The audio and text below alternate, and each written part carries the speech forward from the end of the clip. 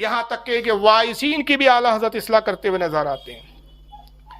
اعلیٰ حضرت کے سلسلے میں ایک بہت بڑے بزرگ گزرے، حضرت علامہ فضل رسول علیہ رحمت و رضوان، ان کا عرس پاک تھا، اعلیٰ حضرت کو بھی مدعو کیا گیا تھا، عرس پاک میں اعلیٰ حضرت تشریف لے گئے۔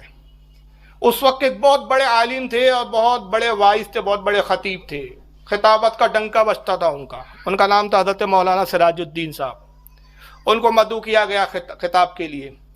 حضرت علامہ مولانا شاہ عبد القادر بدایونی، یہ اس وقت کے ایک بزرگ تھے، اعلیٰ حضرت کے ہم عصر تھے، یہ بھی عرس میں موجود تھے، اعلیٰ حضرت بھی موجود تھے۔ مولانا سراج الدین صاحب تقریر فرما رہے تھے، اچانک تقریر کے دوران ان کی زبان سے ایک جملہ نکل گیا، اور جملہ یہ تھا کہ انہوں نے ایک حدیث بیان کی، اور حدیث بیان کرتے کرتے لفظ غلط انتخاب کر لیا انہوں نے، حالانکہ ظاہراً حدیث کا ترجمہ وہی تھا جو انہوں نے بیان کیا۔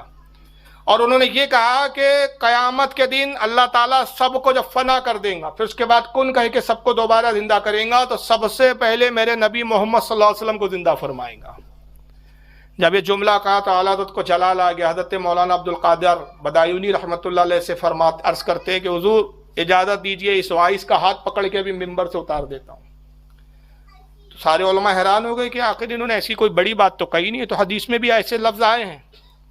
تو انہوں نے عرض کیا کہ حضور آخر مولانا سراج الدین صاحب نے ایسا کیا غلط کہا ہے؟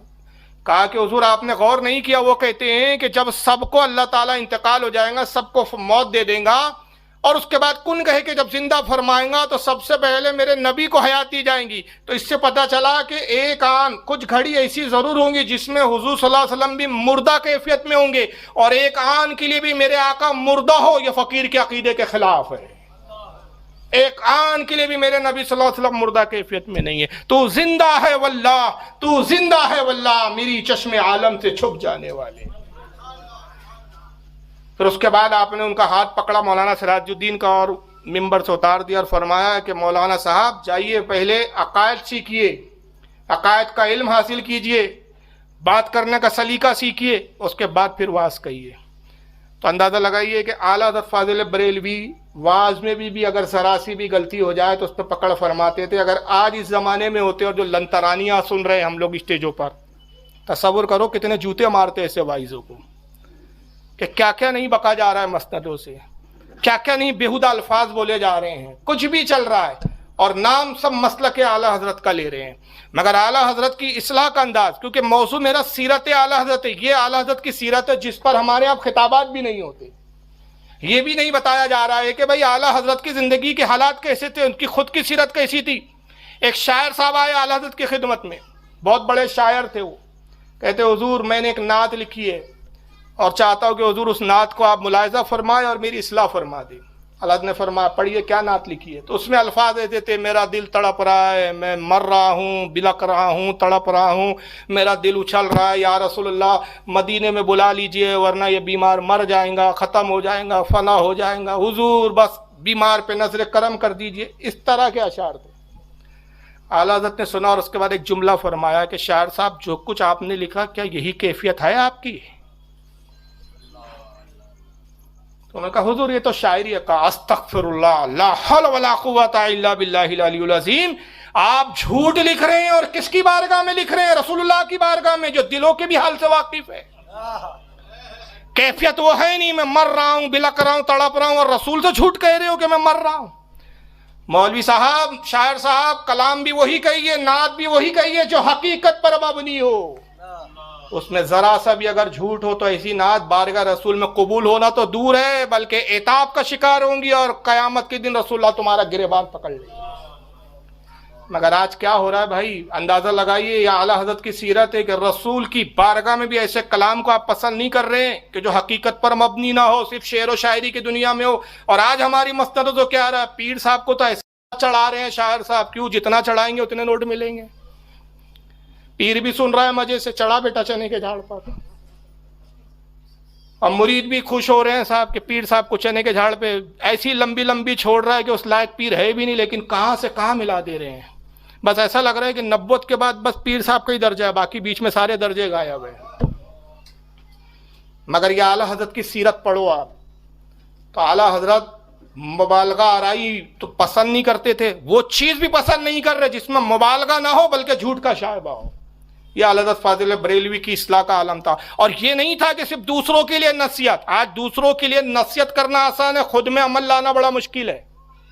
چاہے میری بات ہو یا آپ کی بات ہو، نصیحت کرنے کے لیے ہم گھنٹوں ایک دوسرے کو نصیحت کرنے بیٹھ جاتے، لیکن خود کی اصلاح کا کوئی خیال نہیں ہے۔ مگر اعلیٰ حضرت فاضل بریلوی کا یہ حال تھا کہ جیسا دوسروں کے لیے حکم صادر فرماتے تھے اس پر خود بھی عمل کرتے تھے۔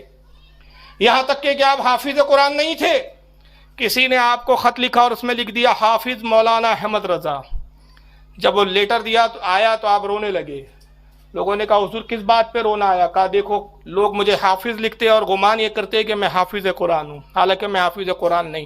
میں ڈرتا ہوں اس بات سے کہ قیامت کے دن اللہ تعالیٰ نے مجھ سے پوچھ لیا احمد رضا تو حافظ نہیں تھا، لوگ حافظ کہتے تھے اور تو اس پر خوش ہوتا تھا، تو میں کیا جواب دوں گا؟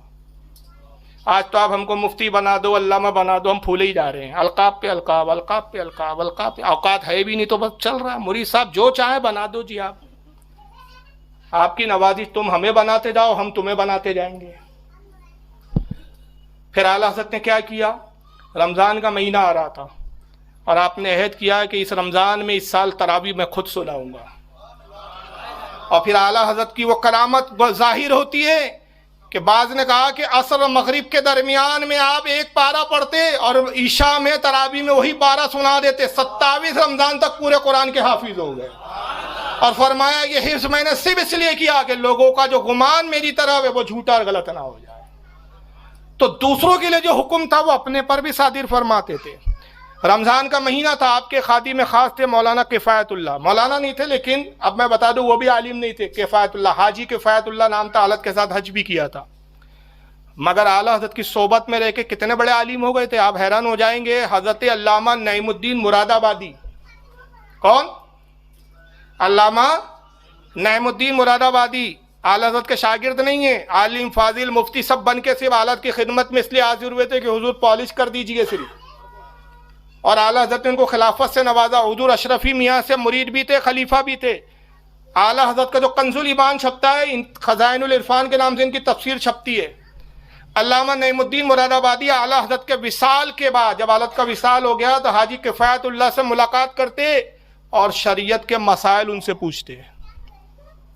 تو حاجی کفایت اللہ کہتے حضور آپ تو علامہ ہے، سید بھی ہے، عالم بھی ہے، آپ مجھ جیسے جاہل سے پوچھتے؟ کہتے جی آپ جاہل نہیں ہیں، آپ اعلیٰ حضرت کی صحبت یافتہ ہے، اور میں جانتا ہوں کہ اعلیٰ حضرت کے ساتھ رہ کر فقہ کی وہ جزیات آپ نے یاد کر لیے ہیں جو اچھے اچھے عالموں کو بھی نہیں معلوم۔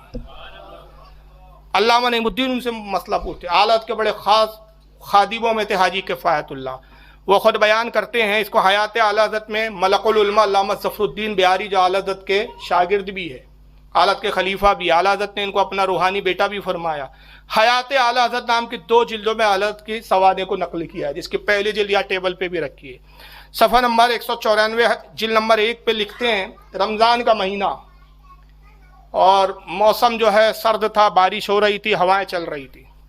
اعلیٰ حضرت نے فتویٰ دے رکھا تھا کہ مسجد میں مٹی کا تیل جلانا جائز نہیں، اس لیے کہ مٹی کے تیل میں بو ہوتی ہے، بدبو ہوتی ہے، اور اللہ کے رسول کی حدیث ہے کہ مسجد میں بدبو والی چیز کو لے کر نہ ہو، پیاز کھا کر نہ ہو، لہسن کھا کر نہ ہو، کہ مسجد میں جو رحمت کے فرشتے ہوتے ہیں بدبو سے، بو سے ان کو اذیت اور پریشانی ہوتی ہے۔ تو اعلیٰ حضرت نے اس بنیاد پہ فتویٰ دیا کہ مٹی کے تیل جلانا مسجد میں جائز نہیں۔ تو اس زمانے میں اعلیٰ حضرت کے ساتھ جو دیے جلتے تھے مسجد میں رات میں، تو کڑوا تیل آتا تھا، اس کو کڑوا تیل بولتے تھے، وہ کھانے کا ہی ایک دم آخری جو کھانے لائق نہیں رہتا، جو فلٹر ہوتے آخری میں جو ایک دم کھرچن والا تیل رہتا ہے کھانے کا، اس کو کڑوا تیل کہا جاتا تھا، اس کے دیے جلائے جاتے تھے۔ اب ہوا یہ کہ رمضان کا مہینہ ہے، دیے جل رہے، ہوا چل رہی ہے، دیے بار بار بجھ جاتے تھے۔ تو حاجی کفایت اللہ صاحب نے کیا کہ کچھ لالٹینیں لائی کہ ہوا سے لالٹینیں میں اگر جلایا جائیں گا تو لالٹینیں بجھیں گی نہیں۔ اب لالٹین میں مٹی کا ہی تیل ڈالا جاتا تھا، انہوں نے ڈالا کڑوا تیل لیکن لالٹینیں لگا دی، اور مسجد میں جگہ جگہ انہوں نے لالٹینیں لگا دی۔ اذان ہوئی، اعلیٰ حضرت فاضل بریلوی رضی اللہ تعالیٰ عنہ مسجد میں داخل ہوتے ہیں۔ جیسے لالٹینوں کو جلتے ہوئے دیکھا، آپ نے خیال کیا کہ مٹی کے تیل کے لالٹینیں جلائی جا رہی ہے، آواز دی حاجی صاحب کہاں ہو؟ حاجی صاحب حاضر ہوئے، کہا جی حضور۔ کہا کہ آپ کو میرا فتویٰ نہیں معلوم کہ مسجد میں مٹی کا تیل جلانا جائز نہیں؟ और आपने मिट्टी की ये लालटेनें लगा रखी है। तो कहते हुजूर ये लालटेनें हैं, इसमें तेल मिट्टी का नहीं है, कड़वा तेल है। तो अल्लाह जवाब क्या फरमाते हैं, जरा सुनिए, एहतियात देखिए हालत की। कहते हाजी साहब ये लालटेनों में अमूमन मिट्टी का ही तेल डाला जाता है। अब कोई भी यहाँ से मस्जिद के करीब से गुजरेगा या मस्जिद में नमाज पढ़ने आएगा, लालटेने को देखेगा, वो तो यही समझेगा कि इसमें मिट्टी का तेल है, और फिर वो दिल में ये बदगुमानी करेगा कि मौलवी अहमद रजा फतवा तो नाजायज का देते हैं और खुद अपनी मस्जिद में मिट्टी का तेल जलाते हैं। तो अब आप ऐसा कीजिए कि मस्जिद के गेट पे खड़े हो जाइए और हर आने जाने वाले को कहते जाइए कि इसमें कड़वा तेल है, मिट्टी का तेल नहीं है। कहा हुजूर ये तो बड़ा मुश्किल काम है। कहा जब ये मुश्किल है तो फिर ये लालटेने हटाओ, दिए बुझते हैं तो बुझ जाएं, लेकिन अहमद रजा अपने ऊपर ये हर्फ नहीं आने देगा कि लोग ये बदगुमानी करे कि फतवा कुछ है और अमल कुछ है। ये आला हजरत की एहतियात का आलम था। कहाँ है आज ये मिसालें? आज सिर्फ बातें हैं हमारे यहाँ। आला हजरत, इसीलिए यही वजह है कि मैं देखता हूँ कि आज आलत की सीरत कोई बयान करने के लिए तैयार नहीं है। शेर सब पढ़ने के लिए तैयार है, शायरी सब करने के लिए तैयार है, नाम मसलक का लेने के लिए सब तैयार है, लेकिन आला हजरत के हालात बताने के लिए कोई तैयार नहीं। और कौम आज यही सुनना चाहती है कि जिस इमाम को हम मानते उसकी ज़िंदगी के हालात कैसे थे, उन्होंने ज़िंदगी कैसे गुजारी। एक बहुत बड़े अमीर सेठ आते हैं साहब, बड़ी फैक्ट्रियाँ चलती थी उस ज़माने में, बड़ा कारोबारी थे, और कारोबारी लोगों का एक मसला होता है, नफ़ा भी लाखों में होता है, नुकसान भी लाखों में होता है। इत्तेफाक की बात कि कारोबार डाउन चल रहा था, मुसलसल नुकसान हो रहा था। आलत की खिदमत में हाजिर हुए, एक बहुत बड़ा मिठाई का टोकरा लेकर आते हैं, इतना बड़ा टोकरा मिठाई का। आया हुजूर अस्सलाम वालेकुम, कहा वालेकुम सलाम, हुजूर ये तोहफा कबूल करे। कहा क्या है इस टोकरे में? कहते सरकार इसमें मिठाई है। फरमाया इतनी सारी मिठाई? मिठाई लोग लाते हैं तो थोड़ी सी लाते हैं, आधा किलो 1 किलो, इससे ज़्यादा नहीं लाते, ये तो कई किलो मिठाई मालूम होती है, पूरा टोकरा ले आए। कहा हुजूर बस ख्वाहिश थी कि आपको मिठाई पेश करूँ हुजूर, तोहफा कबूल करना सुन्नत है, सरकार आप कबूल कर ले। आपने कहा अच्छा ठीक है, आप सुन्नत की बात करते हैं तो फ़कीर इस मिठाई को कबूल करता है। फिर आवाज़ दिया हाजी साहब, हाजी किफ़ायतुल्लाह आते हैं। ये बूढ़े थे और इनका हाल ये था कि जनाना खाने वगैरह में भी इनका आना जाना था, ज़ईफ़ुल उम्र थे। कहा हाजी साहब ये मिठाई का टोकरा अंदर ले जाए।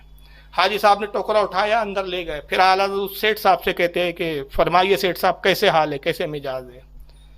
तो सेठ साहब ने अपना रोना शुरू कर दिया। कहा हुजूर क्या बताएं, बड़ा लाखों का नुकसान हो रहा है, बहुत कारोबार डाउन हो गया है हुजूर, बड़ी तकलीफ से गुजर रहा हूँ। मैं इसीलिए हुजूर हाजिर हुआ हूँ कि कारोबार के चलने के लिए कोई तावीज़ ले लूँ।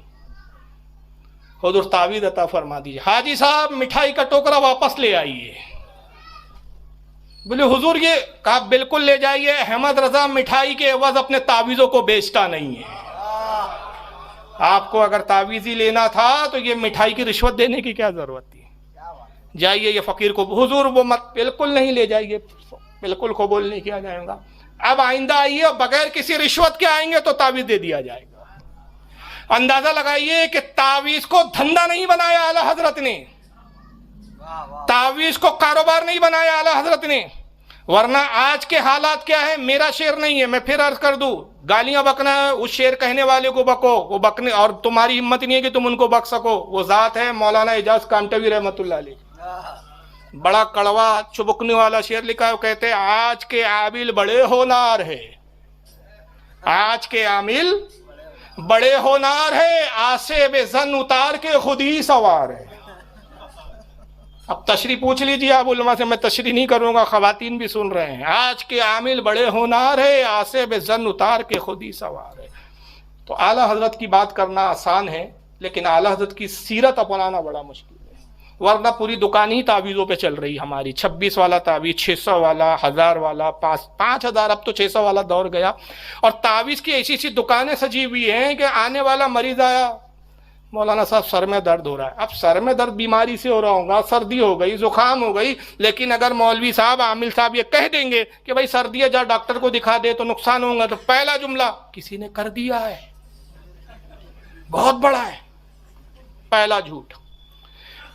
और अपनी दुकान को और सारा चमकाने के लिए कभी कभी ये भी कहेंगे आपका कोई करीबी है, लीजिए, अब पड़ोसी से भी लड़वा दिया, रिश्तेदारों से भी, अब सबको शक कर करके देख रहा है, ये तो नहीं है करने वाला, ये तो नहीं है करने वाला, नाम नहीं बताएंगा, नहीं बहुत करीबी है आपका, जलता है आपसे। अब दुनिया में ऐसा कौन आदमी जिससे कोई नहीं जलता?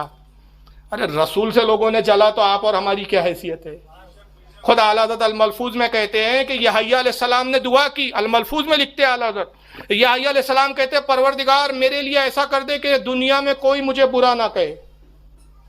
اللہ نے فرمایا یحییٰ یہ تو میں نے اپنے لیے نہیں چاہا تو تیرے لیے کیسے چاہوں، میں تو خالق کائنات ہوں، رب ہوں، لیکن اس کے باوجود بھی برا کہنے والے مجھے برا کہتے ہیں، تو جب خدا نہ بچا تو انسان کیا بچیں گے، اور پھر اولیاء اور بزرگان دین کیا بچیں گے، انبیاء کیا بچیں گے۔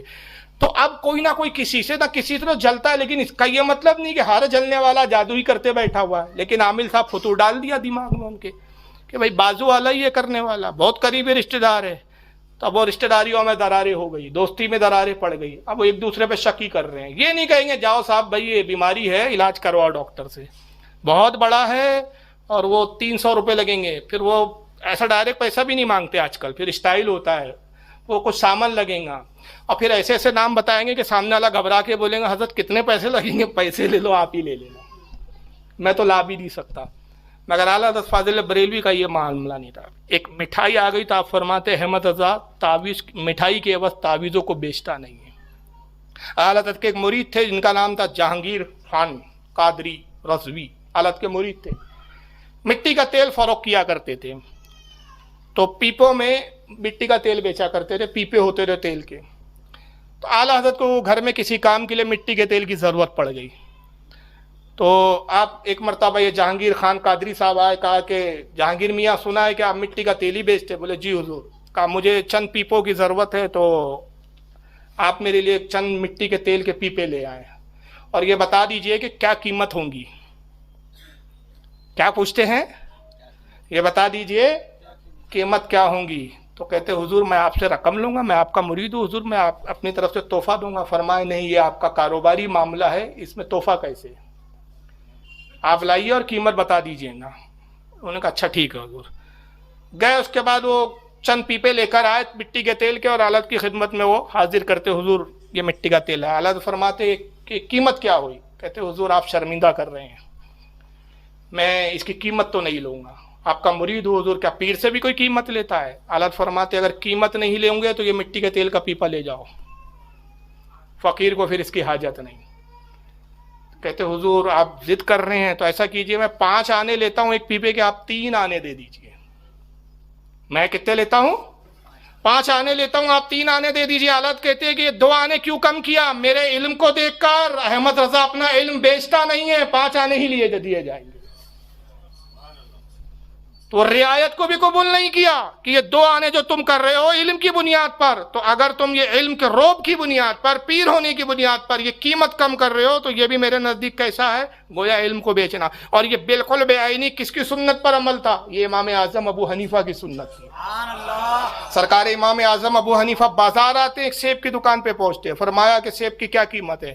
اس نے دیکھا وقع امام میں پہچان لیا، کہا حضور قیمت تو یہ ہے۔ آپ نے فرمایا تیری قیمت بڑی کم معلوم ہوتی ہے، میرا خیال یہ ہے کہ بازار میں اتنی کم قیمت میں کوئی سیب نہیں دیتا۔ کہا حضور قیمت تو زیادہ ہے مگر آپ امام ہیں تو میں نے کچھ کم کر دیا ہے۔ تو آپ بغیر کچھ کہے وہاں سے جانے لگے۔ اس نے کہا حضور آپ سیب نہیں لے رہے؟ کہا کہ تو نے قیمت کم لگائی تو اس لیے میں اب خریدوں گا نہیں، کہ قیمت اس لیے کم کی کہ مجھے تو نے عالم جانا۔ تو ابو حنیفہ اپنے علم کو سیبوں کے عوض بیچتا نہیں ہے۔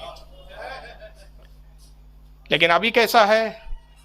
ارے وہ سنا ہے سنترے بڑے اچھے ملتے ہیں ناگپور میں جی، وہ 2 ٹوکرے، ہاتھ بھاری نہیں آ رہا ہے، 2 ٹوکرے سنترے میاں لے جانا تھا گھر۔ جی حضور۔ وہ مرید کہتا جانے دو حضرت میں لے آؤں گا، رہنے دیجو، آپ کیوں زحمت کر رہے ہیں بھائی؟ ساری گنجائش علم کے سودے ہو رہے ہیں۔ ایک بھگو شاہ صاحب کر کے تھے، حالت کے زمانے، حالت کے مرید تھے، نام تھا بھگو شاہ، عجیب نام ہے۔ اپنی بیٹی کو لے کر آتے، چھوٹی بیٹی ہے، کہتے حضور میں آپ کا مرید ہوں، صاحبزادی کو بھی مرید کروانا چاہتا ہوں، مرید فرما لیجئے۔ اعلیٰ نے کہا اچھا بہتر۔ ان کی صاحبزادی کو مریدی کے کلمے پڑھوائے، چھوٹی بیٹی تھی، مرید کر لیا۔ انہوں نے نذرانے کے طور پر ایک لفافہ آگے بڑھا دیا۔ تعالیٰ فرماتے اس میں کیا ہے؟ حضور نذرانہ ہے۔ کس بات کا نذرانہ؟ بولے حضور آپ نے ہماری صاحبزادی کو مرید کیا۔ تو آپ نے فرمایا مجھے اس کی حاجت نہیں۔ تو وہ کیا سمجھے کہ شاید لفافہ چھوٹا دکھ رہا ہے، تو اعلیٰ سمجھے کہ لفافہ چھوٹا ہے، اس لیے تو وہ کہتے حضور 60 روپیے ہیں اس میں، وہ دور دیکھیے، آنے دو آنے کا دور ہے. 60 روپے کا مطلب آج کے حساب سے وہ 60,000 سے بھی اوپر ہو گئے. اندازہ لگائیے کہ 60,000 کا نذرانہ معمولی نذرانہ نہیں ہوتا. وہ کیا کہتے ہیں؟ زور دیتے بھگوشا، حضور 60 روپے ہیں، 60 روپے. حالت کہتے 60 روپے ہوئے تو کیا ہوا؟ 60 لاکھ بھی ہوں گا تو فقیر قبول نہیں کریں گا کہ اللہ تعالیٰ نے مجھے ان سب چیزوں سے غنی رکھا ہے. اور فرماتے ہیں میاں ان چیزوں کی مجھے حاجت نہیں. کیا مرید کرنے کے لیے بھی کوئی نذرانے اور پیسے لیے جاتے ہیں؟ میں امیروں کا نذرانہ قبول کرتا نہیں ہوں، البتہ غریبوں کا نذرانہ قبول کر لیتا ہوں. تو انہوں نے پوچھا حضور یہ بات بڑی عجیب ہے، لوگ تو امیروں کے پیچھے بھاگتے ہیں اور آپ غریبوں کا نذرانہ قبول کرتے، امیروں کا ٹھکرا دیتے. فرمایا ہاں بات یہی ہے، وجہ یہ ہے کہ امیر جب نذرانہ بڑا دیتے ہیں مجھے اس کی حاجت نہیں کہ اللہ کا دیا بہت کچھ ہے، اور غریبوں کا نذرانہ اس لیے ٹھکراتا نہیں، قبول اس لیے کر لیتا ہوں کہ اگر غریبوں کا نذرانہ واپس کر دوں تو وہ یہ نہ سوچے کہ حقیر نذرانہ تھا اس لیے واپس کر دیا گیا ہے. سوچ دیکھیے آپ اعلیٰ حضرت کہ غریب یہ نہ سوچے کہ بھائی چھوٹا سا نذرانہ تھا اس لیے حضرت نے واپس کر دیا ہے، اور امیر کا نذرانہ اس لیے قبول نہیں کرتا کہ وہ زیادہ نذرانہ دیتے اور مجھے اس کی ضرورت اللہ نے بہت دیا ہے. آج تو سیٹوں کیا ہی ٹھہرتے پیر صاحب. کڑوی سچائی، یہ بری لگے تو گھر میں جا کے 4 روٹی زیادہ کھاؤ، میرے باپ کا کیا جا رہا ہے بھائی. اپن نہ مسجد کے امام ہے کہ اپنی امامت خطرے میں ہو، نہ اپن پیر صاحب ہے کہ اپنے مریدی خطرے میں آ جائے، نہ اپن صاحب جو ہے کیا بولتے کوئی مدرسہ چلا رہے کہ چندہ خطرے میں آ جائے. یہاں تو ایسی جو بالکل کڑوی بات ہے، اعلیٰ حضرت کی بات ہو رہی ہے. تو یہاں تو اعلیٰ حضرت کی سیرت اعلیٰ حضرت ہے بھائی، نذرانے قبول نہیں، غریبوں کا لے لیتے تھے، امیروں کا ٹھکرا دیتے تھے. یہاں تو دیکھتے ہی ہے کہ امیر کہاں ہے، لفافہ کتنا موٹا کہاں ملے گا. جتنا موٹا لفافہ ہوگا اتنی بڑی جگہ پہ ٹھہرا جائے گا. تو ساری بھاگ دوڑ جو ہے وہ نذرانی کی ہو رہی ہے. مگر اعلیٰ حضرت فضیلہ بریلوی کا عالم کیا تھا؟ سیٹوں کو خاطر میں نہیں لاتے تھے، سیٹوں کی چمچہ گیری تو بہت دور کی بات، دور سے بھی واسطے نہیں رکھتے تھے. نان پارا ایک ریاست تھی، وہاں کے نواب صاحب کے پاس لوگ آتے تھے، ان کو اپنی تعریف سننے کی بڑی عادت تھی. اچھا بہت سارے امیر ایسے ہوتے بھی ہے کہ ان کو تعریف سننا اچھا لگتا ہے، تو پیر صاحب بھی اسٹیج پہ ان کی تعریف کرتے تو نذرانے کی رقم بھی بڑھ جاتی ہے پھر کہ بھائی ہمارے فلاں صاحب ہم کے صاحب، اس طرح کے معاملات ہوتے. لیکن حالت کا معاملہ ایسا نہیں تھا. نان پارا کے جو نواب صاحب تھے ان کو تعریف سننے کی بڑی عادت تھی. شاعر آتے ان کی شان میں منقبتیں، تعریف کی نظمیں لکھتے اور وہ خوب نوازتے تھے. لیکن اعلیٰ حضرت نے کبھی نان پارا کے نواب کا نام تک نہیں لیا، ذکر تک نہیں کیا. ایک دن نان پارا کے نواب صاحب نے اپنے ایک وزیر کو بھیجا، کہا جاؤ مولانا احمد حضرت سے ملاقات کرو اور ان سے کہو کہ بڑے بڑے شعراء آتے ہیں میری تعریف میں لکھتے ہیں، آپ نے کبھی کچھ لکھا نہیں، اگر آپ لکھ دیں تو سونے اور چاندی میں تول دیا جائے گا. اب یہ صاحب وزیر صاحبہ کہتے ہیں کہ مولانا آپ کچھ لکھے ہیں، نان پارا کے نواب صاحب کی خواہش ہے. اور نواب صاحب خود فرماتے ہیں کہ اگر وہ کلام آپ نے لکھ دیا تو سونے اور چاندی میں آپ کو تول دیا جائے گا. اعلیٰ نے فرمایا اچھا ٹھیک ہے، ہم ضرور لکھتے، اپنے نواب کو ضرور پیش کر دینا. کاغذ و قلم بلایا، پھر اعلیٰ حضرت نعت کے اشعار لکھتے ہیں. وہ کمال حسن حضور ہے کہ غمان نقص جہاں نہیں، یہی پھول خار سے دور ہے، یہی شمع ہے کہ دھواں نہیں. کروں مدح اہل دول رضا، پڑے اس بلا میں میری بلا، میں گدا ہوں اپنے کریم کا، میرا دین پا رہے نام میں. وہ تو میرے نبی کی ذات ہے کہ جان نقص ہی نہیں، جن میں سراپا نقص بھرے ان کی تعریف احمد رضا کیا کرے. جو نقص سے بھرے پڑے ہو، جن میں خامیاں ہی خامیاں ہو، ان کی تعریف احمد رضا کیا کرے. احمد رضا کس کی تعریف کرتا ہے؟ وہ کمال حسن حضور ہے کہ غمان نقص جہاں نہیں. نقص تو بہت دور کی بات ہے، جہاں نقص کمی کا غمان بھی نہیں ہے، خیال میں بھی کمی نہیں آ سکتی. مصطفیٰ صلی اللہ علیہ وسلم کے حسن میں ایسا حسن اور ایسے حسین ہے ہمارے آقا. یہی پھول خار سے دور ہے. پھولوں کے ساتھ خار یعنی کانٹے بھی ہوتے ہیں. جتنا حسین اور خوبصورت پھول ہوگا، گلاب پھولوں کا راجا ہے، لیکن ساتھ میں کیا ہے اس کے؟ کانٹے. مگر ہمارے آقا ایسے شہنشاہوں کے شہنشاہ ہے، ایسے پھول ہے نبوت کے کہ آپ کے ساتھ کوئی کانٹے کا گزر ہی نہیں ہے. یہی پھول خار سے دور ہے، یہی شمع ہے کہ دھواں نہیں. شمع جلتی ہے تو دھواں بھی ہوتا ہے، لیکن آقا شمع نبوت وہ ہے کہ جہاں پر کوئی دھواں بھی نظر نہیں آتا. کروں مدح اہل دول رضا، میں اہل دنیا دار کی تعریف کروں، پڑے اس بلا میں میری بلا. بلا ہی نہیں بلکہ میری بلا پڑے اس میں. میں گدا ہوں، میں غلام ہوں اپنے کریم کا. کریم نوازنے والے کون ہے؟ وہ میرے آقا محمد صلی اللہ علیہ وسلم ہے. وہ مجھے نوازتے ہیں، وہ مجھے دیتے ہیں، میرا دین پارے نان نہیں۔ نان پارا کے نواب تھے تو میرا دین کوئی نان پارے کے نواب کا دین ہے میرا کوئی، کہ اس کی تعریف کروں اور اس کی روٹی کھاؤں؟ اور دوسرے معنی کیا تھے؟ نان پارا، نان کہتے روٹی کو، پارا کہتے ٹکڑے کو۔ کیا میرا دین و ایمان روٹی کا ٹکڑا ہے کہ اس کے لیے میں ایسے دنیا داروں کو جھیلوں اور ان کی تعریف کروں؟ کہتے اس میں تو میری بلا پڑے۔ یہ اعلیٰ حضرت فاضل بریلوی کا حال تھا کہ امیروں سے اتنا التفات نہیں تھا۔ مارارہ شریف میں آپ کے سلسلے کے ایک بزرگ تھے حضرت شاہ برکت اللہ مہاروی رضی اللہ تعالیٰ عنہ، ان کا عرس پاک تھا، اور صاحب سجادہ اس وقت تھے حضرت سید شاہ مہدی حسن۔ ہر سال اعلیٰ حضرت شاہ برکت اللہ رحمۃ اللہ علیہ کے عرس میں تشریف لے جاتے تھے اور دعوت نامہ آتا تھا۔ ایک سال جب عرس آیا تو حضرت سید شاہ مہدی حسن جو صاحب سجادہ تھے، انہوں نے آپ کو تار بھیجا کہ حضور عرس کی فلاں فلاں تاریخ ہے، یہ تقریب ہے، آپ تشریف لائیں۔ اس وقت ایک بہت بڑے ریاست رامپور کے نواب تھے، رامپور ایک بڑی ریاست تھی، اور وہاں کے نواب تھے حامد علی خان، نواب حامد علی خان اعلیٰ کے معتقد تھے، نواب صاحب تھے۔ ان کو پتہ چلا صاحب اعلیٰ حضرت عرس میں آنے والے، انہوں نے تار لکھا ان کو، حضرت سید مہدی حسن کو سنا ہے کہ اعلیٰ حضرت عرس میں تشریف لا رہے۔ کہا ہاں اعلیٰ حضرت تو ہر سال آتے، اس سال بھی تشریف لانے والے ہیں۔ دعوت نامہ پہنچا دیا گیا۔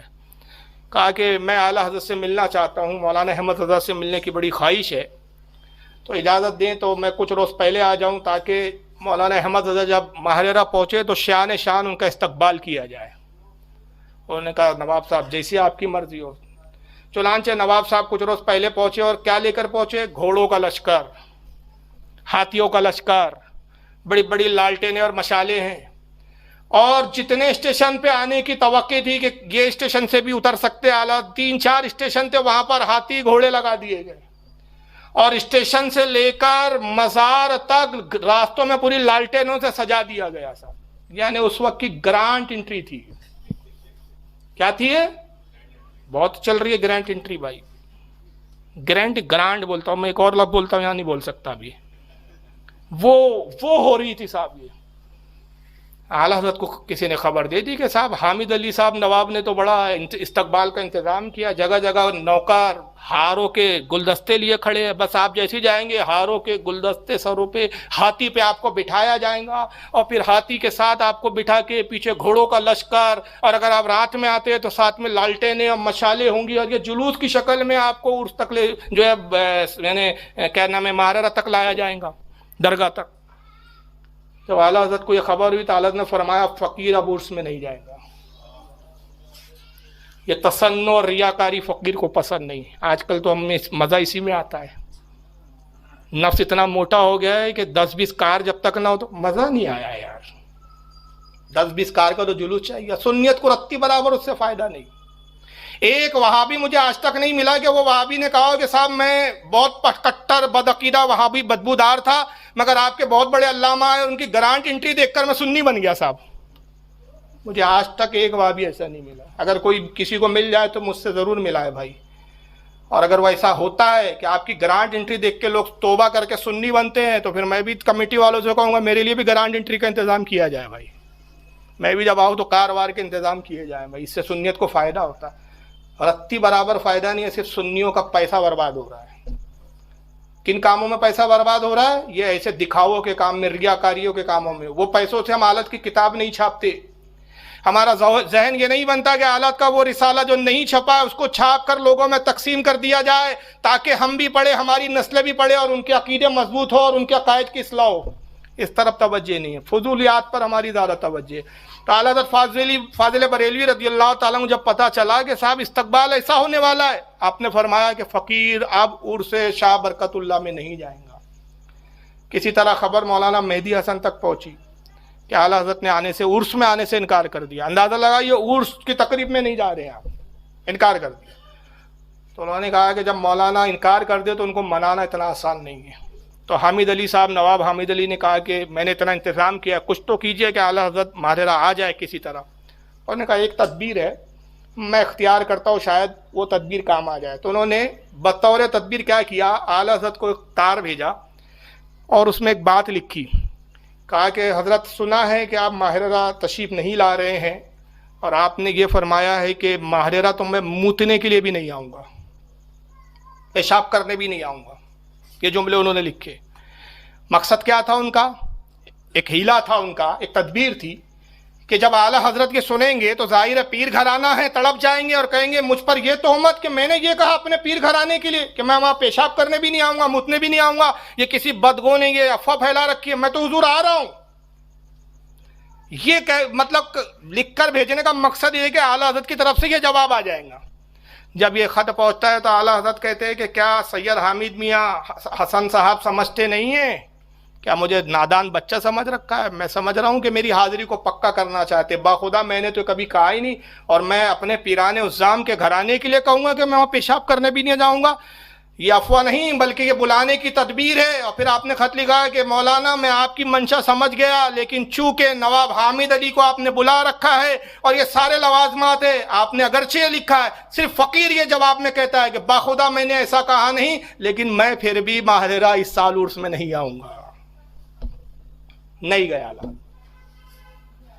اور اس کے بعد پھر سید حامد علی، سید کیا نام ہے، مہدی حسن شاہ، مہدی حسن صاحب کو سمجھ میں آ گیا کہ اعلیٰ حضرت دنیا داروں سے کتنے متنفر ہوتے ہیں۔ اس کے بعد پھر انہوں نے کبھی حرکت ہی نہیں کی کہ صاحب گرانٹ انٹری ہو اور یہ ہو۔ سادگی سے اعلیٰ حضرت فاضل بریلوی عرس میں تشریف لے جاتے تھے، تقریب میں شریک ہوتے تھے، کچھ وعظ فرماتے، نصیحت کرتے اور تشریف لے آتے تھے۔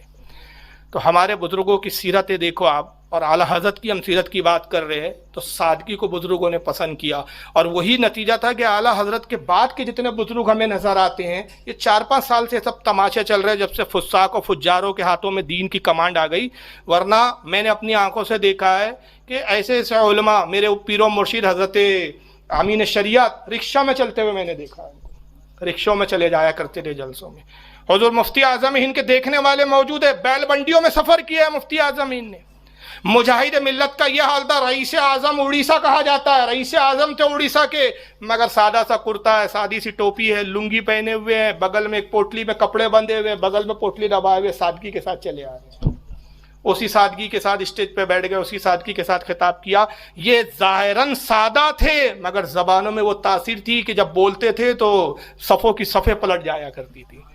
آج صرف دکھاوا رہ گیا، زبانوں میں تاثیریں ختم ہو گئی، چیخ و پکار کے سوا کچھ نہیں ہے اسٹیجوں پر، شور و گل کے سوا کچھ نہیں ہے۔ ان کی چھوٹی چھوٹی نصیحتیں دلوں پہ اثر کرتی تھی، لوگ داڑیاں رکھ لیتے تھے اور اعمال سدھار لیتے تھے۔ مگر آج یہ ہے کہ پیر صاحب جن سیٹوں کے گھر سے تھے وہ سیٹ صاحب بھی سدھرنے کو تیار نہیں ہے، حرام کام کر رہے ہیں، حرام میں ملوث ہے، کوئی چینج نہیں آ رہا ہے۔ وجہ کیا ہے کہ سب دکھاوا، ریاکاری رہ گئی، اصل چیز ختم ہو گئی۔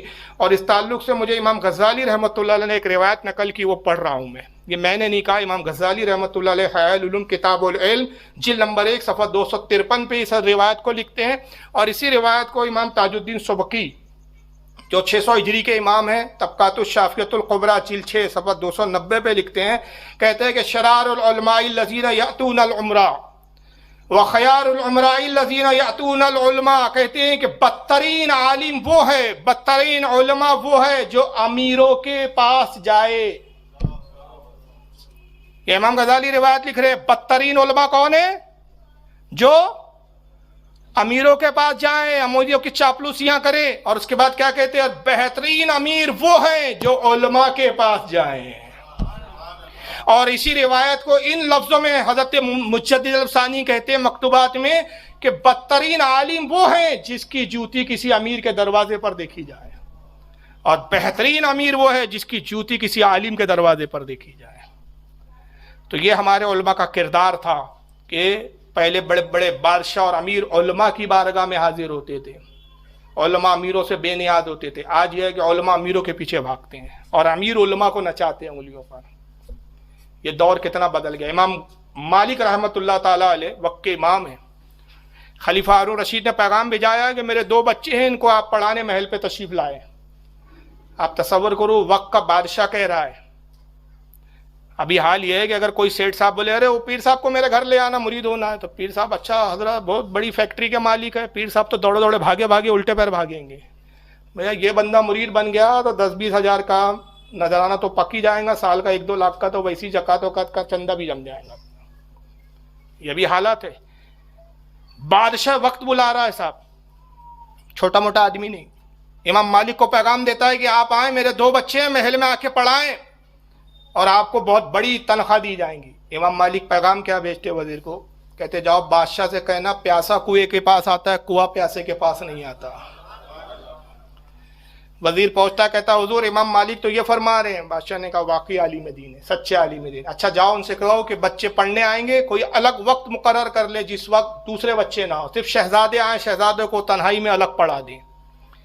वजीर आता है कहता हुजूर बादशाह कह रहे हैं कि आप उस वक्त एक अलग वक्त मुकर्रर कर लें, शहजादे आएंगे पढ़ेंगे, दूसरे बच्चों के साथ नहीं पढ़ेंगे। इमाम मालिक फरमाते वजीर से कहो बादशाह से कि उसी वक्त पढ़ाया जाएगा जब सारे बच्चे पढ़ाए जाते हैं और उन्हीं के साथ पढ़ाया जाएगा। वजीर आके बादशाह को कहता है, बादशाह कहता है वाकई सच्चे आलिम है। शहजादों को बुलाया, कहा जाओ इमाम मालिक के यहाँ मैं तुम्हारे को उनकी खानका में जो है ले चलता हूँ। खानका ले गया, इमाम मालिक के हवाले कर दिया, हुजूर इनको इल्म से आरास्ता करे, पढ़ाए। अब वो बच्चे वहीं पढ़ रहे, वही खाना खाते हैं जो आम बच्चों को मिलता है, वैसे ही बिस्तर पे सोते हैं जैसे आम बच्चे सोते हैं, वैसे ही सुलूक होता है शहजादों के साथ जैसे आम बच्चों के साथ होता है, कोई फर्क और कोई इम्तियाज नहीं है। कुछ अरसा गुजर गया, एक दिन बादशाह को ख्याल आया चलो ज़रा साहबजादों की खबर लें, पढ़ाई कैसे चल रही है, क्या हालात है। वजीर को लिया और मगरिब के कुछ वक्त पहले निकलता है। जब खानका पहुंचा इमाम मालिक की तो मगरिब की अजान हो रही थी। खानका में दाखिल हुआ, देखता है कि इमाम मालिक रहमतुल्लाह अलैह वज़ू कर रहे हैं और हारून रशीद का बड़ा बेटा मामून वज़ू करवा रहा है, हाथ में पानी का लोटा है और बिल्कुल वज़ू का आखिरी हिस्सा चल रहा है कि इमाम मालिक अपने हाथों से पैरों को धो रहे हैं और ये लोटे से पानी डाल रहा है शहजादा। ये पानी डालने में मगन था, ये पैर धोने में मगन थे, दोनों का ख्याल ही नहीं हुआ कि बादशाह आया है।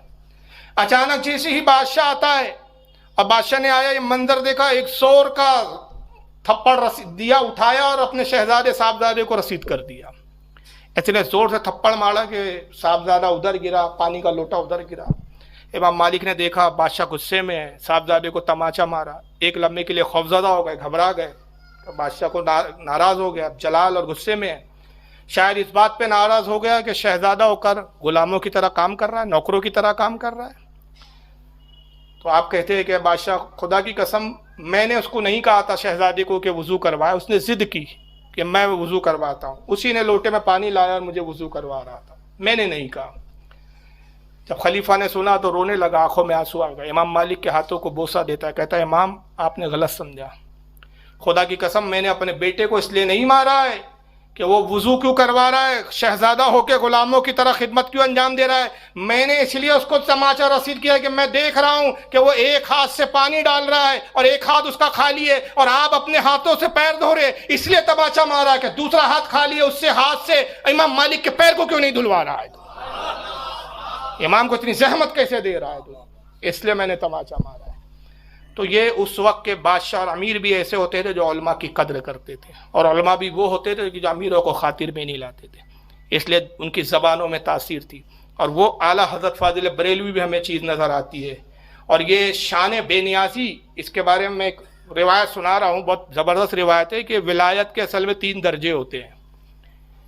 एक वली वो होता है जो मकाम तौहीद वजूद पर फायद होता है, एक होता है मकाम तौहीद शहूद, और एक होता है पाबंद शरा।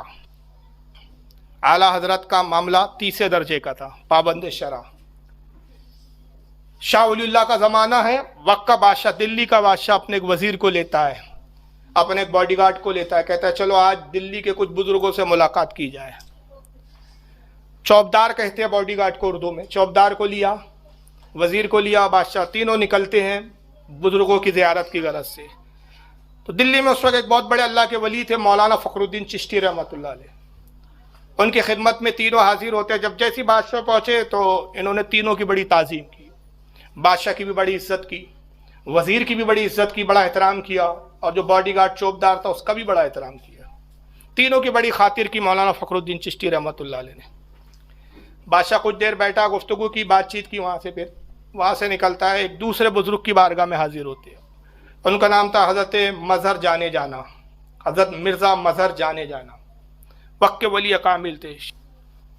बहरहाल ये पहुँचता है उनके पास, मिर्ज़ा मज़हर जाने जाना के पास।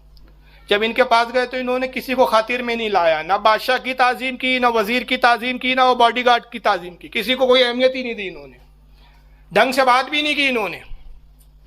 बादशाह को बड़ा अजीब लगा कि भाई ये अजीब बुजुर्ग है, پہلے مولانا فخر الدین چشتی کے پاس گئے تو انہوں نے تو تعظیم بھی کی، عزت سے بات بھی کی. یہ تو نہ ڈھنگ سے بات کر رہے ہیں، نہ تعظیم کر رہے ہیں، نہ عزت کر رہے ہیں. بہرحال کچھ دیر بادشاہ نہ چاہتے ہوئے بیٹھا، وہاں سے نکلا، پھر شاہ ولی اللہ کی بارگاہ میں پہنچتا ہے. جب شاہ ولی اللہ کے پاس پہنچا تو شاہ ولی اللہ نے بادشاہ کی بڑی عزت کی اور وزیر کی طرف دیکھا بھی نہیں، وزیر کی تعظیم بھی نہیں کی، بلکہ وزیر نے جب بات کی تو بڑے سخت لہجے میں اس سے گفتگو کرنے لگے. اور جب باڈی گارڈ اور چوبدار نے بات کی تو شاہ ولی اللہ نے اس کی بھی تعظیم کی اور اس کی بھی بڑی عزت کرنے لگے.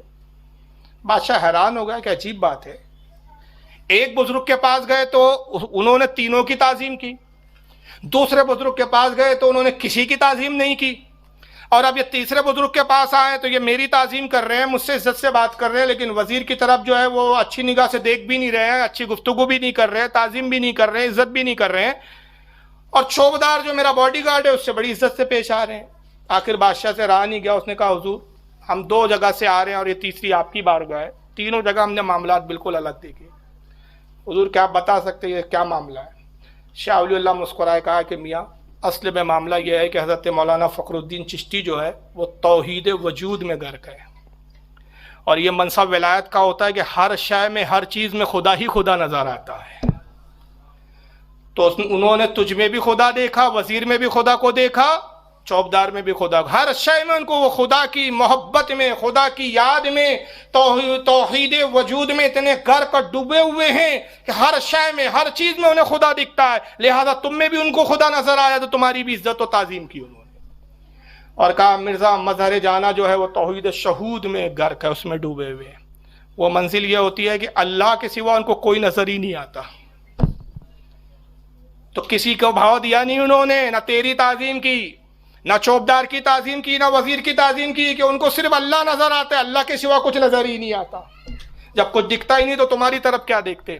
اور فقیر پابند شرع ہے، شریعت کا پابند ہے، ہوش و حواس میں ہے، نہ پوری طرح گم ہے نہ پوری طرح ڈوبا ہوا ہے، بلکہ سالک ہے، ہوش میں ہے، پابند شرع ہے. تو بادشاہ کی میں نے تعظیم، میں بادشاہ تیری تعظیم اس لیے کی کہ قرآن نے اولو الامر کی تعظیم کا حکم دیا ہے، اور وزیر کی تعظیم اس لیے نہیں کی کہ یہ رافضی اور شیعہ ہے، شیعہ اور رافضیوں کی تعظیم سے ہمیں منع کیا گیا ہے، اور چوبدار کی تعظیم اس لیے کی کہ میں جانتا ہوں کہ یہ حافظ قرآن ہے، لہذا علم کی بنیاد پر میں نے اس کی تعظیم کی. تو یہ ولایت کے 3 درجے ہیں. اعلیٰ حضرت فاضل بریلوی تیسرے درجے پر فائز تھے. نتیجہ یہ ہوتا تھا کہ فساق و فجار کی آپ تعظیم نہیں کرتے تھے. ہاں وہ امیروں کی آپ عزت افزائی کرتے ہیں کہ جو دین کے دل دادا ہوتے، اور اگر کوئی پیسوں کا روب دکھانے والا سیٹ آ جائے تو اعلیٰ حضرت بھاؤ نہیں دیتے. ایک مرتبہ ایک سیٹ صاحب نے دعوت کی اعلیٰ حضرت کی، اعلیٰ حضرت پہنچ گئے دعوت میں. اعلیٰ حضرت گفتگو کر رہے ہیں، انہوں نے بہت بہترین ایک پلنگ پہ چادر وغیرہ بچھا دی، اعلیٰ حضرت بیٹھے ہوئے ہیں. تو پڑوس کا ایک غریب آتا ہے، اس کو پتہ چلا کہ بھائی اعلیٰ حضرت آئے ہوئے ہیں. تو عام طور پہ عادت ہوتی ہے کسی کے گھر کوئی بزرگ جاتے ہیں تو اڑوسی پڑوسی بھی آ جاتے ہیں. اب وہ پڑوسی بیچارہ بہت غریب شخص تھا. اب وہ آیا اور آنے کے بعد ایک سامنے کوئی کرسی رکھی تھی، اس پر بیٹھ گیا. تو امیر صاحب کو بہت برا لگا اس کا بیٹھنا، کہ میں نے کہا نہیں اور تو آ کے بیٹھ گیا. اور اعلیٰ اس سے محبت سے بات کرنے لگے غریب سے. تو یہ امیر صاحب اس کو گھور گھور کے دیکھنے لگے کہ تو پھٹیچر ہو کے ہمارے صوفے پہ آ کے بیٹھ گیا. اس کو اتنا گھور گھور کے دیکھا اور اس انداز میں دیکھا کہ وہ غریب سمجھ گیا کہ سیٹھ صاحب کو میرا بیٹھنا اچھا نہیں لگا. وہ بیچارہ شرما شرمی اٹھ کے چلا گیا. اعلیٰ حضرت نے اس منظر کو سمجھ لیا کہ سیٹھ صاحب کو اپنی دولت کا بڑا نشہ ہے، امیروں کو خاطر میں نہیں لاتے. بہرحال عادت اٹھ کے وہاں سے چلے آئے، تشریف لائے. کچھ دنوں بعد یہ امیر صاحب حالت کے گھر پہ تشریف لاتے. تو اتفاق کی بات جب آئے تو اعلیٰ حضرت کے ایک حجام تھے، نائی تھے، جو گھر پر آ کے آپ کی داڑھی کا خط بناتے تھے. ان کا نام تھا کریم بخش. اب ظاہر حجام کا ظاہری طور پر کتنا چھوٹا پیشہ مانا جاتا ہے، نائی جس کو بولتے ہیں. تو اعلیٰ حضرت ایک عالم سے گفتگو کر رہے تھے، تو حجام صاحب جو ہے سامنے کرسی پہ بیٹھے ہوئے تھے خط بنانے کے لیے. تو اعلیٰ حضرت ان کو روک رکھا تھا کہ میں گفتگو پوری کر لوں پھر آپ میرا خط بنائیں. تو بڑا سا صوفے ٹائپ کی کرسی تھی لکڑے کی. اتنے میں امیر صاحب آئے، سلام کیا، ادھر ادھر دیکھا، بیٹھنے کے لیے کوئی نشست تھی نہیں. انہوں نے سوچا اعلیٰ حضرت کوئی صوفہ وفا بلائیں گے. تو اعلیٰ حضرت نے اشارہ کیا، یہ بازو بیٹھ گیا یہ حجام کے. تو انہوں نے بڑی حقارت سے دیکھا اور وہاں سے غصے میں چلے گئے. ان کو یہ پسند نہیں آیا کہ صاحب ایک حجام کے بازو بیٹھنے کے لیے مجھے کہہ رہے ہیں. تو آپ فرماتے ہیں کہ سیٹھ صاحب کیوں چلے گئے، کیا ہوا؟ تو کسی خادم نے کہا حضور معلوم ہوتا ہے کہ آپ نے کریم بخش کے بازو بیٹھنے کے لیے کہا، پسند نہیں آیا ان کو. آپ فرماتے میں بھی ایسے متکبر سے ملنا پسند نہیں کرتا. اب آ گئے ہیں, کبھی نہ آئے میری بلا سے, نہ آئے تو اچھا ہے کہ ایسوں کی شکل دیکھنا بھی مجھے گوارا نہیں. مسلمان ایمان کے اعتبار سے سب برابر ہے, پیشے کے اعتبار سے کوئی کسی سے چھوٹا اور کوئی بڑا نہیں ہے. تو وہاں عدالت کی بارگاہ میں نہ غریب تھا نہ امیر تھا, سب یکساں تھے. ایک حجام بھی اگر سنی صحیح عقیدہ ہے تو عدالت کے نزدیک اتنا ہی قابل احترام تھا جتنا ایک وقت کا سیٹ اور امیر تھا. ایک بچہ آتا عدالت کی خدمت میں واقعہ جلدی جلدی بتا رہا ہوں, اس کے نتائج نہیں بتا رہا ہوں کہ تاکہ باتیں عدالت کے حوالات سے زیادہ آپ تک پہنچ جائے. نتائج آپ خود نکال سکتے ہیں, مجھے زیادہ نتائج بتانے کی ضرورت نہیں. چھوٹا سا بچہ آتا ہے اور کہتا ہے کہ مولانا صاحب بڑے مولانا, ہماری اماں نے آپ کی دعوت رکھی ہے. کہا کب آنا ہے بیٹا دعوت میں؟ کہا جمعے کے دن نماز کے بعد تشریف لائیے. چھوٹا سا بچہ ہے, 8 سال 9 سال کا. آپ اور ہم ہوتے تو سوچتے یار اتنا سا بچہ دعوت دے رہے ہیں, کیوں گھر میں کوئی بڑا نہیں ہے؟ اب بچوں کی بھی دعوت کوئی قبول کرتا ہے, اور وہ بھی اعلیٰ حضرت. آج کا مسجد کا امام بچے کی دعوت نہیں لیتا بھائی, تو پھر اعلیٰ حضرت. مگر اعلیٰ حضرت تھے نا, اس لیے تو اعلیٰ حضرت تھے وہ. آپ نے اپنے خادم حاجی کفایت اللہ سے کہا حاجی صاحب اس بچے سے ذرا گھر کا ایڈریس لے لیجئے. اب انہوں نے عدالت کے حکم سے ایڈریس تو پوچھ لیا بچے سے, کہاں رہتے ہو کیا رہتے ہو, پھر وہ چلا گیا, بھول گیا. کہا بچہ ہے شرارت کرنے آیا ہوں گا, مذاق میں بول دیا. حاجی صاحب اپنے کام میں مگن ہو گئے. جمعے کا دن آیا, اعلیٰ حضرت نماز پڑھ کے آئے اور بہترین جھبا اور کرتا وغیرہ تبدیل کر رہے ہیں. وہ لباس پہن رہے جو کسی امیر و کبیر کی دعوت کے لیے اچھا لباس پہنتے تھے. اسی دعوت میں جانے کی طرح اہتمام ہو رہا ہے. حاجی صاحب کہتے ہیں حضور کہاں کا ارادہ ہے؟ آپ کپڑے تبدیل فرما رہے ہیں, جبہ تبدیل فرما رہے ہیں, امامت تبدیل فرما رہے ہیں. کہتے ہیں حاجی صاحب بھول گئے دعوت میں چلنا ہے. کہا حضور کون سی دعوت؟ ارے بھول گئے حاجی صاحب وہ بچہ جو دعوت دینے آیا تھا.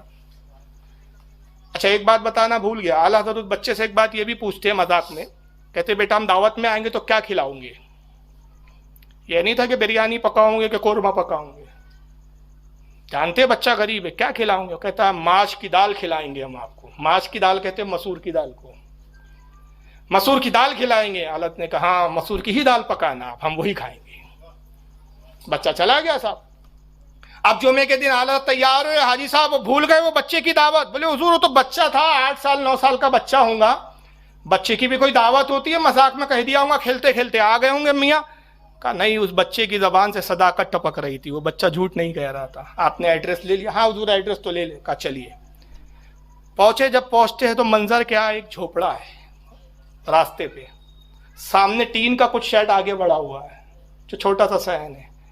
بچہ بچوں میں کھیل رہا تھا. جیسے اس نے اعلیٰ حضرت کو دیکھا, بچوں کو چھوڑا, دوڑتے ہوئے آیا اور بڑے بے تکلفی میں آ کے اعلیٰ حضرت کا ہاتھ پکڑ لیا, جیسے بچوں کی عادت ہوتی ہے. اور ہاتھ پکڑے کہتا ہے بڑے مولانا آ گئے, چلا رہا ہے خوشی میں, بڑے مولانا آ گئے, بڑے مولانا آ گئے. اعلیٰ حضرت کہتے ہاں ہم آ گئے, چلیے اب آپ کہاں دعوت ہماری کھلانے والے؟ کہا حضور یہ ہمارا گھر ہے. جھوپڑے پہ لاتا ہے وہ بچہ.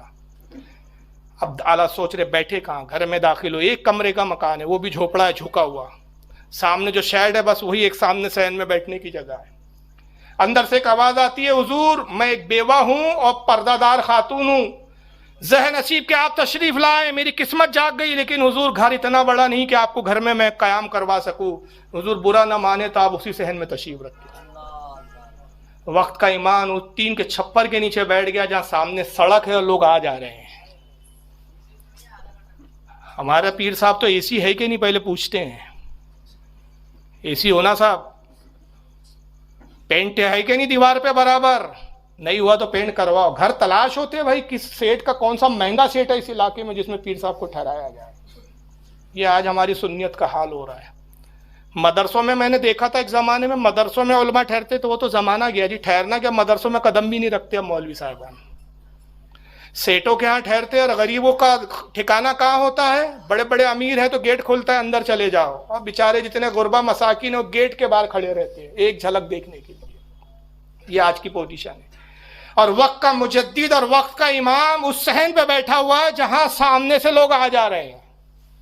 ایک لمحہ جھجک نہیں ہے, شرم نہیں ہے, کوئی یہ احساس نہیں ہے کہ لوگ دیکھ رہے ہیں تو یہ کیا سوچیں گے میرے بارے میں. وہاں بیٹھ جاتے ہیں.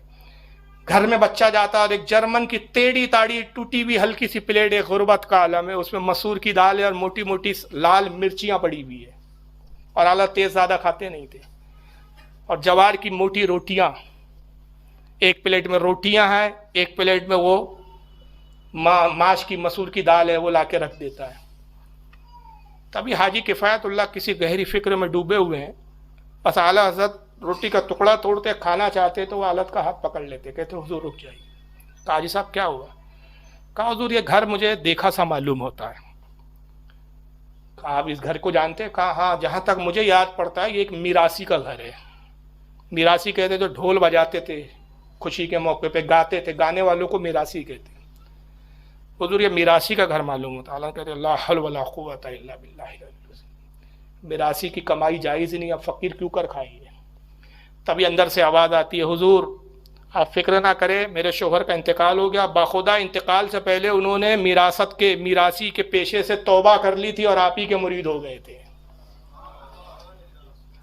حضور یہ کھانا بالکل حلال و طیب ہے. حضرت پھر اپنے ہاتھوں کو اٹھاتے کہتے مولا تیرا شکر ہے کہ تو نے کبھی احمد رضا کے شکم میں حرام لقمہ نہیں ڈالنے دیا. اور اس کے بعد کھاتے ہیں آپ, اب تعریف کرتے ہیں. اور پھر حاجی صاحب سے کہتے ہیں حاجی صاحب وہ تو گھر میں روزانہ وہی چوزا ہے, وہی بسکٹ ہے, وہی سوجی ہے, وہی حلوے ہیں. ایسی اگر بے تکلف روز دعوت ہو تو فقیر کو تو مزہ آ جائے. تعریف کرتے رہے اور پیٹ بھر کے کھایا. حاجی صاحب کہتے ہیں کہ باخدا میں نے اس وقت اتنی دلچسپی سے کھاتے ہوئے دیکھا کہ اتنی دلچسپی سے گھر میں بھی کھاتے ہوئے بھی نہیں پایا میں نے حالت کو. اور اس کے بعد جب کھانے سے فارغ ہوتے بھی بہت دعائیں دی اور بڑی دعائیں دے کے وہاں سے رخصت ہوتے. تو اندازہ لگائیے یہ ہمارے امام کی سیرت ہے, یہ ہمارے کردار کا ہے. نہ غریبوں کی پرواہ, نہ امیروں کی فکر, سب یکساں ہے ان کی نظر میں. اور خود سخاوت کا یہ عالم تھا. علامہ ظفر الدین بیاری فرماتے حیات اعلیٰ حضرت جلد 183 پر اعلیٰ حضرت خود فرماتے کہ مجھ پر کبھی زکوٰۃ فرض ہی نہیں ہوئی. 9 گاؤں کے جاگیر تھے, 9 گاؤں کی جاگیریں اور 9 گاؤں سے کھیتیوں کا لگان اور یہ سب چیزیں آتی تھی. خود کھیتیاں ہوتی تھی, فصلیں آتی تھی, لاکھوں میں فصلیں ہوتی تھی. مگر اعلیٰ فرماتے ہیں کہ مجھ پر کبھی زکوٰۃ فرض ہی نہیں ہوئی. پوچھا گیا حضور اتنی دولت اتنا مال آتا ہے اور آپ پہ زکوٰۃ ہی نہیں. فرمایا زکوٰۃ کب فرض ہوتی ہے؟ سال گزرنے پہ فرض ہوتی ہے. سال گزرنے نہیں پاتا کہ فقیر کے بعد جو کچھ آتا ہے سب راہ خدا میں خرچ ہو جاتا ہے. سال ہی نہیں ہو پاتا تو زکوٰۃ فرض کہاں سے ہو.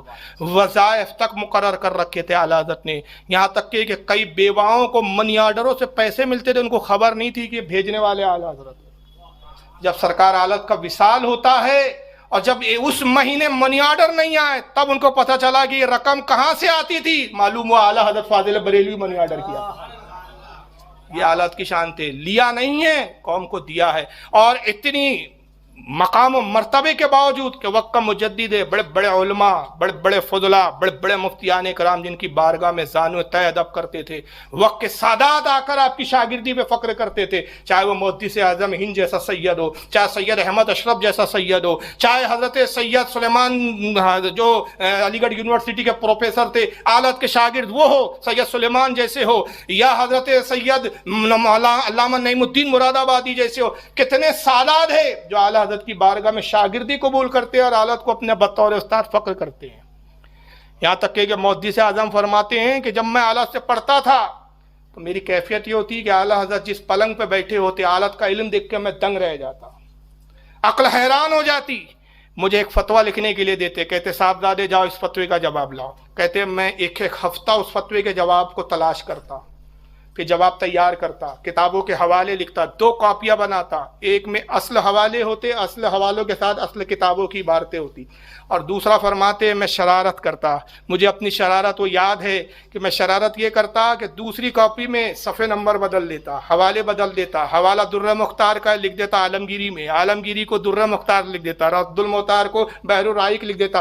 کتابوں کے ناموں میں ہیر پھیر کر دیتا, صفحے نمبر میں ہیر پھیر کر دیتا. اور یہ 7-8 دن کے بعد جب فتویٰ تیار ہوتا آلت کی خدمت میں حاضر ہوتا. سرکار یہ جواب ہے. آلت مسکراتے, صاحبزادے یہ درہ مختار کی تو عبارت نہیں ہے, یہ تو عالمگیری میں آیا ہے. صاحبزادے یہ اس صفحے پہ معلوم نہیں ہوتی, یہ صفحہ غلط معلوم ہوتا ہے. اور آپ اپنے قلم سے درست کرتے. اور آپ محدث اعظم فرماتے جب میں اصل سے ملاتا تو وہی دیکھتا جو اصل ہے. اعلیٰ حضرت جو تصحیح کی ہوتی وہی ویسا ہی ویسا سیم ویسے ہی ہوتا تھا. فعل بدی جواب ارشاد ہوتا, فعل بدی کتابوں کی عبارتیں ذہن میں ہوتی. تو کہتے ہیں کہ پھر مجھے وہ بھی موقع یاد ہے کہ اعلیٰ حضرت پلنگ پہ بیٹھے ہوتے اور میں اس کھٹیا کا پایا پکڑ لیتا اور روتے ہوئے عرض کرتا حضور کیا اس علم کے سمندر سے کچھ قطرے اس فقیر کو بھی ملیں گے؟ یہ وقت کا سید اس طرح سے بھیک مانگ رہا ہے، اس طرح سے خیرات طلب کر رہا ہے، حضور کیا اس علم کے سمندر سے کچھ قطرے مجھے بھی عطا ہوں گے؟ تو اعلیٰ حضرت جواب دیتے صاحبزادے جو کچھ میرے پاس ہے کس کا ہے؟ آپ ہی کے جد امجد حضور سیدنا غوث اعظم رضی اللہ تعالیٰ عنہ کا صدقہ ہے۔ پیارے خان جی خدام تاج آباد ٹرسٹ کے پیارے خان صاحب تاج آباد شریف شہنشاہ ہفتے اقلیم ٹرسٹ کے اس وقت روئے روا ہیں، وہ تشریف لائے ہیں، میں ان کا استقبال کرتا ہوں کمیٹی کی جانب سے اور ان کا شکریہ ادا کرتا ہوں کہ وہ تشریف لائیں۔ تو یہ اعلیٰ حضرت کے علم کا عالم تھا کہ وقت کا سید کہہ رہا ہے حضور اس علم کے سمندر سے کیا چند قطرے مجھے عطا ہوں گے؟ تو اس کے بعد اعلیٰ حضرت اپنے علم پہ فخر نہیں کرتے، گھمنڈ نہیں کرتے کہ ہاں ہم تو علم کا سمندر ہے دے دیں گے تمہیں، بلکہ کیا کہتے؟ عاجزی کرتے، انکساری کرتے، صاحبزادے میرے پاس جو کچھ ہے آپ ہی کے جد امجد سیدنا غوث اعظم کا ہی تو صدقہ ہے، سب انہی کی بارگاہ سے ملا۔ یہ عاجزی تھی۔ اور جب خطوط لکھتے اعلیٰ حضرت تو خطوط میں دستخط کیسی ہوتی ہے؟ آپ دستخط کرتے ہوئے لکھتے حقیر فقیر سراپا تقصیر احمد رضا بریلوی۔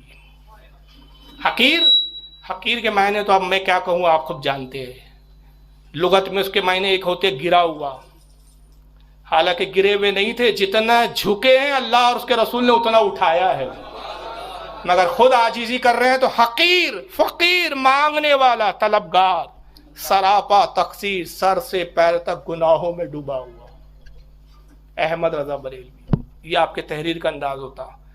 ایک مرتبہ شاہ برکت اللہ علیہ رحمت و رضوان کے عرس پر حاضر ہوتے ہیں، اس وقت وہاں کے صاحب سجادہ سید شاہ اسماعیل حسن میاں مہروی رحمت اللہ علیہ اصرار کرتے حضور واعظ کہیے، تقریر کیجیے۔ آپ کہتے ہیں میاں تقریر اس کا کام ہے کہ جو باعمل ہو، میں تو خود گناہوں میں ڈوبا ہوں، اپنے نفس کو تقریر نہیں کر سکا تو لوگوں کو کیا تقریر سناؤں؟ یہ عاجزی تھی اعلیٰ حضرت۔ میں خود اپنے نفس کو واعظ نہیں کہہ پا رہا ہوں، اپنے نفس کی اصلاح نہیں کر پا رہا ہوں، واعظ کہہ کے لوگوں کی کیا اصلاح کروں؟ پھر اصرار بڑا حضور یہ آپ عاجزی کرتے ہیں، وقت کے تو آپ مجدد ہے، عالم نبیل ہے، علماء کے مرجع ہے، آپ ضرور تقریر فرمائیں۔ تو اعلیٰ حضرت اپنا بیگ کھولتے ہیں، بیگ میں والد صاحب کی کتاب تھی، کتاب کا نام ہے سرور القلوب بے ذکر المحبوب۔ کتاب نکالا، پڑھنا شروع کیا، 20-25 منٹ پڑھا، فرمایا لیجئے سید صاحب آپ کے کہنے پہ یہ واعظ فرما دیا میں نے، کتاب پڑھ کے سنا دیا، کہا یہ واعظ ہو گیا۔ یہ عاجزی کا ہے، یہ نہیں کہ ہم تو بہت بڑے خطیب ہیں اور پھر چھوڑے جا رہے ہیں۔ اور عاجزی کی انتہا کہ رمضان کا مہینہ ہے، اعتکاف میں ہے آپ اپنی مسجد میں، پان کھانے کی عادت تھی آپ کو، کھانے کے بعد پان کھاتے تھے، پان چرتے نہیں تھے۔ ہاں جملہ سن لیجئے، پان ایک ہوتا پان کھانا، نظام الدین اولیاء بھی پان کھاتے تھے، آپ کو بتا دوں کون کون سے بزرگ پان کھاتے تھے۔ نظام الدین اولیاء پان کھاتے تھے، حضرت سید علاء الدین پنڈوی پان کھاتے تھے، مخدوم اشرف جہانگیر سمنانی کے پیر و مرشد مخدوم اشرف جہانگیر سمنانی بھی پان کھاتے تھے۔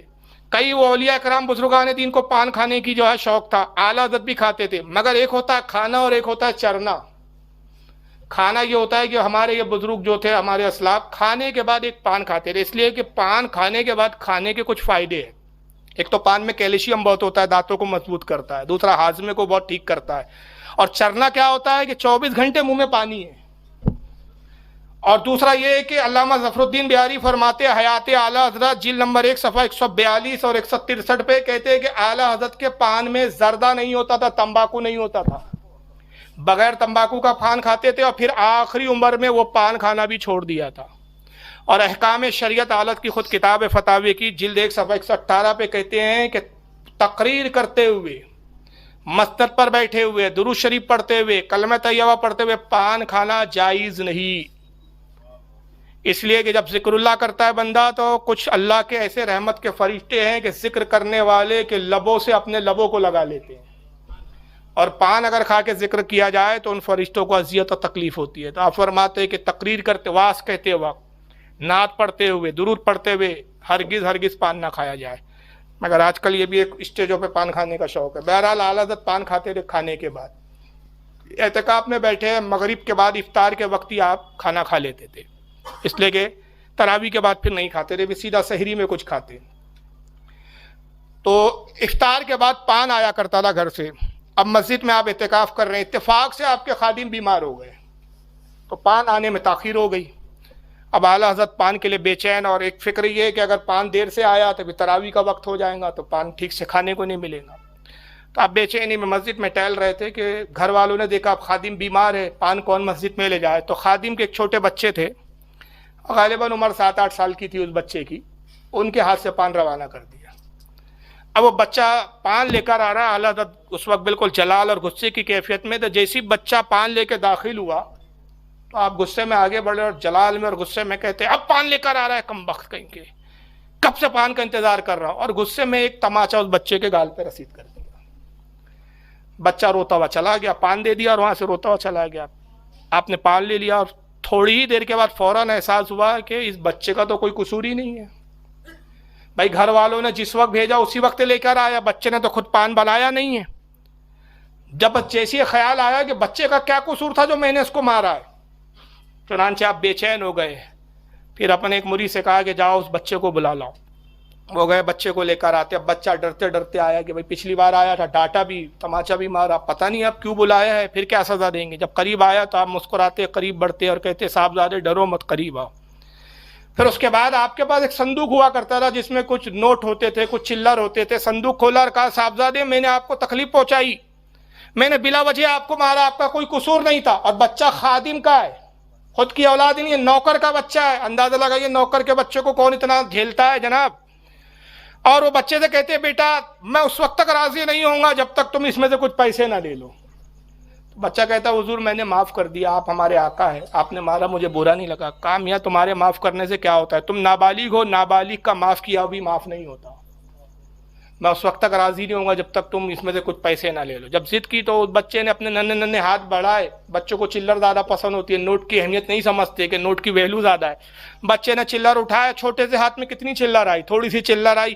حالت کہتے ہیں میاں یہ تو بہت چھوٹے سے کم پیسے ہے. پورے پیسے نکالتے ہیں، اس کے جیب میں ڈالتے ہیں اور اس کا کرتا باندھ دیا، کرتوں کے اندر ڈالا. کہا کہ جب تک مجھے خوشی نہ ہوں گی جب تک کہ تم پورے پیسے نہ لے لو. اور اس کے بعد بچہ کہتا حضور میں راضی ہو گیا. فرماتے نہیں، ابھی بھی میرے دل کو سکون نہیں پہنچا. بچے کو گود میں اٹھایا اور اس کے ہاتھ کو لے کر اپنے رخساروں پہ مارنا شروع کر دیا. کہتے بیٹا بدلہ لے لو اس سے پہلے کہ قیامت کے دن نبی پاک صلی اللہ علیہ وسلم اس کے بارے میں مجھ سے سوال کرے. بچہ رونے لگتا ہے. کہتے آپ بیٹا تم مت رو، رونے کی تو میری باری ہے، رونا تو مجھے چاہیے. اور بار بار بچے کے ہاتھ کو اپنے گال پہ مارتے اور بار بار فرماتے یہ ضرب میں وہ قوت کہاں، یہ اس میں تھپڑ میں وہ طاقت کہاں جو فقیر نے اس بچے کے گال پہ رسید کیا. یہ تو چھوٹا سا بچہ ہے، اے کاش کوئی ایسا بڑا ہوتا کہ جو مجھے تماشا کرتا، اس بچے کا جو ہے بدلہ ہو جاتا. بہت دیر تک آپ اس کے ہاتھوں کو اپنے رخسار پہ مارتے رہے، یہاں تک کہ جو مرید تھے وہ رونے لگے، دھاڑے مار مار کے چیخے نکائی. ان کا حضور بس کیجئے. اس بچے نے ویسے ہی معاف کر دیا اور امید ہے کہ قیامت میں آپ کی اس سے پوچھ نہیں ہوں گی کہ حضور آپ نے اپنے نفس کی خاطر یہ نہیں کیا. جب بہت اصرار کیا تب آپ نے اس بچے کو گود سے اٹھایا پھر روانہ کیا. اندازہ لگائیے یہ وقت کے امام کا عالم ہے. جب یہ منصب تھا، رسول اللہ کی جواب دہی کا اتنا خیال تھا، اس لیے بارگاہ رسول سے اس قدر نوازے گئے تھے. یہاں تک کہ ایک انگریز ہے، مسلمان نہیں ہے، اس کا نام ہے ڈاکٹر باربرا میٹکاف. اعلیٰ حضرت پر اس نے پی ایچ ڈی کیا ہے، امریکہ کی رہنے والی لیڈیز ہے. اس نے کتاب لکھی جس کا نام ہے اسلامک ریویلیئن برٹش انڈیا. اس کا صفحہ 302 ہے. اس کا مقالہ انٹرنیٹ پر بھی اویلیبل ہے. کتاب کسی کو نہ ملے تو گوگل سے اس کو آپ ڈاؤن لوڈ کر سکتے ہیں. حالت پہ پی ایچ ڈی کر رہی ہے، غیر مسلم پی ایچ ڈی کیا ہے اس نے، امریکہ کی ہے. اس کتاب میں وہ لکھتی ہیں کہ محبت رسول، میں اس کے انگلش کا ٹرانسلیشن جملہ بتا رہا ہوں، محبت رسول امام احمد رضا کی ایک خاص پہچان ہے. اور کہتی ہے کہ اگر عشق رسول کو مجسم کر دیا جائے، جسم کی شکل میں اگر عشق رسول کو ڈھال دیا جائے تو وہ احمد رضا بن جائے. عشق رسول کو اگر دیکھنا ہے تو احمد رضا کی شکل میں دیکھا جا سکتا ہے. وہ عشق رسول تھا، وہ محبت رسول تھی. حج کے لیے جب دوسری مرتبہ جاتے ہیں، یا رسول اللہ خواب میں تو بارہا دیدار کیا ہے، بیداری میں چاہتا ہوں دیدار، بیداری میں دیدار چاہتا ہوں. یا رسول اللہ جب تک بیداری میں دیدار نہ ہو میں نہیں سمجھوں گا کہ آپ نے اس غلام کو اپنی بارگاہ میں قبول کیا ہے. بیداری میں دیدار نہیں ہوتا ہے. روز روزے رسول پر جاتے ہیں، موجہ شریف پہ جا کے روتے ہیں، تڑپتے ہیں، بلکتے ہیں، لیکن سرکار کی زیارت نہیں ہوتی. جب ایک حد تک کئی دن گزر گئے، ایک مایوسی ہو گئی کہ کہاں مجھ جیسے شخص کو رسول اللہ دیدار دے. احمد رضا کیا تو اپنے آپ کو بہت بڑا رسول کا غلام سمجھتا ہے؟ पारसा समझता है। फिर शिकायती लहजे में एक नात लिखते हैं, वो सुए लालाजार फिरते हैं, वो सुए लालाजार फिरते हैं, तेरे दिन ए बहार फिरते हैं, जो तेरे दर से यार फिरते हैं, दर बदर यूं ही खार फिरते हैं, उस गली का गदा हूं मैं जिसमें मांगते ताजदार फिरते हैं। अब यहां पर कहते हैं, कोई क्यों पूछे तेरी बात रजा, है रजा तू क्या अपने आप को रसूल का बहुत बड़ा गुलाम समझता है? तेरी हैसियत ही क्या है रसूल के गुलामों में, तेरा शुमारी क्या है रसूल के गुलामों में? कोई क्यों पूछे तेरी बात रजा, तुझसे कितने हजार फिरते हैं। ना वो कितने कुत्ते हैं और ना वो शहदा है। कुछ लोग शहदा करके पढ़ते हैं, कुछ लोग कुत्ते पढ़ते हैं। ना वो कुत्ते और ना वो क्या है शहदा। सही लफ्ज क्या है? वो कित्ते, कितने की तस्गीर है। वो कितने लफ्ज बोलते हैं ना, बोलते कितने आदमी है उसको हम तस्गीर में बोलते कितने है तेरे पास, जा कितने हैं, तो वो कितने की तस्गीर है कितने। आलत कहते कितने हजार, तेरे जैसे तो हजारों फिरते, तेरी बात कोई क्यों पूछे। जब ये शेर कहा और ये शेर पढ़ते पढ़ते गुनगुनाते गुनगुनाते नींद लग गई, किसी ने कांधे पे हाथ रखा, अहमद रजा बेदार हो जाओ। आंखें खोली तो नबी पाक सल्लल्लाहु अलैहि वसल्लम तशरीफ फरमा, जलवा आका नजर आ रहा है, कदमों में गिर गए, रोने लगे, अहमद रजा लो तुम्हारी जिद को हमने पूरा कर दिया।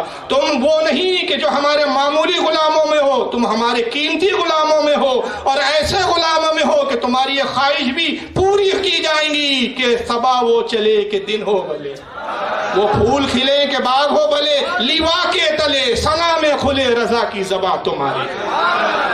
वो ख्वाहिश भी पूरी होंगी कि काश महशर में उनकी आमद हो और भेजे सब उनकी शौकत पे लाखों सलाम, मुझसे खिदमत के कुदसी कहें हाँ रजा, मुस्तफ़ा जाने रहमत पे लाखों सलाम। कहते हैं कि रसूलुल्लाह की खिदमत में जो कुदसी है ना, कुदसी वो फरिश्तों को कहते हैं जो आका की खिदमत में लगे हुए हैं, वो मुझसे कहे हाँ रजा। बहुत पढ़ते थे दुनिया में, यहाँ क्यों खामोश हो, यहाँ क्यों चुप हो, हाँ हाँ रजा, हाँ रजा, पढ़ो पढ़ो। तो मैं कहूँ मुस्तफ़ा जाने रहमत पे लाखों सलाम, शम्मे बज़्म में हिदायत पे लाखों सलाम। वो बारगाह रसूल से मकाम मिला। आलत के ज़माने में कुतुब थे बरेली शरीफ के, नाम था धोखा शाह। क्या नाम था? धोखा शाह। लोगों ने नाम धोखा शाह रख दिया। कुतुब थे, मजजूब थे, मजजूब उनको लोग कुतुब कहा करते थे कि भाई बरेली शरीफ के कुतुब है। धोखा शाह इसलिए थे कि हर बात उल्टी करते थे। भूख लग रही तो कहते थे पेट भरा हुआ है, तो लोग समझ लेते थे यानी इनको भूख लग रही है। और नंगे अब बरेहना घूमते थे, कपड़े नहीं पहनते थे। लोग लुंगी ला के देते, हुजूर पहन लीजिए, कपड़ा फाड़ लेते, फाड़ के फेंक देते, कहते हमको इसकी ज़रूरत ही नहीं है रे। मुख्तसर बातें किया करते थे। लोग कपड़ों के जोड़े लाते, ये फाड़ते। लोगों ने फिर देना ही बंद कर दिया, साहब इनको कपड़े ला के दो, ये फाड़ देते, बरेना घूमते हैं। बच्चे आते कहते हुजूर हुजूर इम्तिहान है, बताइए मैं पास होऊंगा कि फेल होऊंगा। कहते तू पास होऊंगा, जिससे कहते पास होऊंगा वो फेल हो जाता। कोई बच्चे को कहते तू तो पास होऊंगा, वो फेल हो गया। जिसको कहते तू फेल हो जाएगा, वो पास हो जाता। तो उनका लोगों ने नाम रख दिया धोखा शाह। धोखा देते हैं ये बातों में। यहाँ तक कि एक मरतबा हज़रत धोखा शाह अचानक खड़े हुए कहते अबे कपड़े लाओ रे। तो लोगों ने कहा उल्टी बात करते, कपड़े लाओ मतलब कपड़े देना नहीं मेरे को, किसी ने कोई कपड़ा दिया नहीं। अबे कपड़े लाओ कम वक्तो, कपड़े लाओ, कपड़ा लाओ। कोई लाने को तैयार नहीं, भाई ये तो फाड़ देते। तो एक रस्सी पे किसी की लुंगी वगैरह सूख रही थी, खुद ही दौड़ते हुए गए, लुंगी उठाया और ओढ़ दिया। लोग हैरत में, भाई ये तो कपड़े दो तो फाड़ देते हैं, आज क्या बात है कि शर्मगाह छुपा ली। तो किसी ने पूछा हुजूर क्या बात है? तो वो अपनी पूर्वी उर्दू में कहते हैं कि मौलाना आ रहे रे, बोले शरीयत वाले।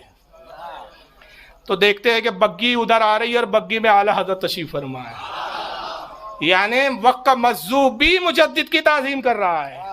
जानते हैं कि शरीयत वालों की कैसी इज्जत और ताज़ीम की जाती है। बग्गी करीब से गुजरी, सलाम किया, आला हज़रत ने देख के मुस्कराया। जैसी बग्गी आगे निकली, लुंगी निकाल के फेंका, बोले अब ज़रूरत नहीं रे मौलाना चले गए।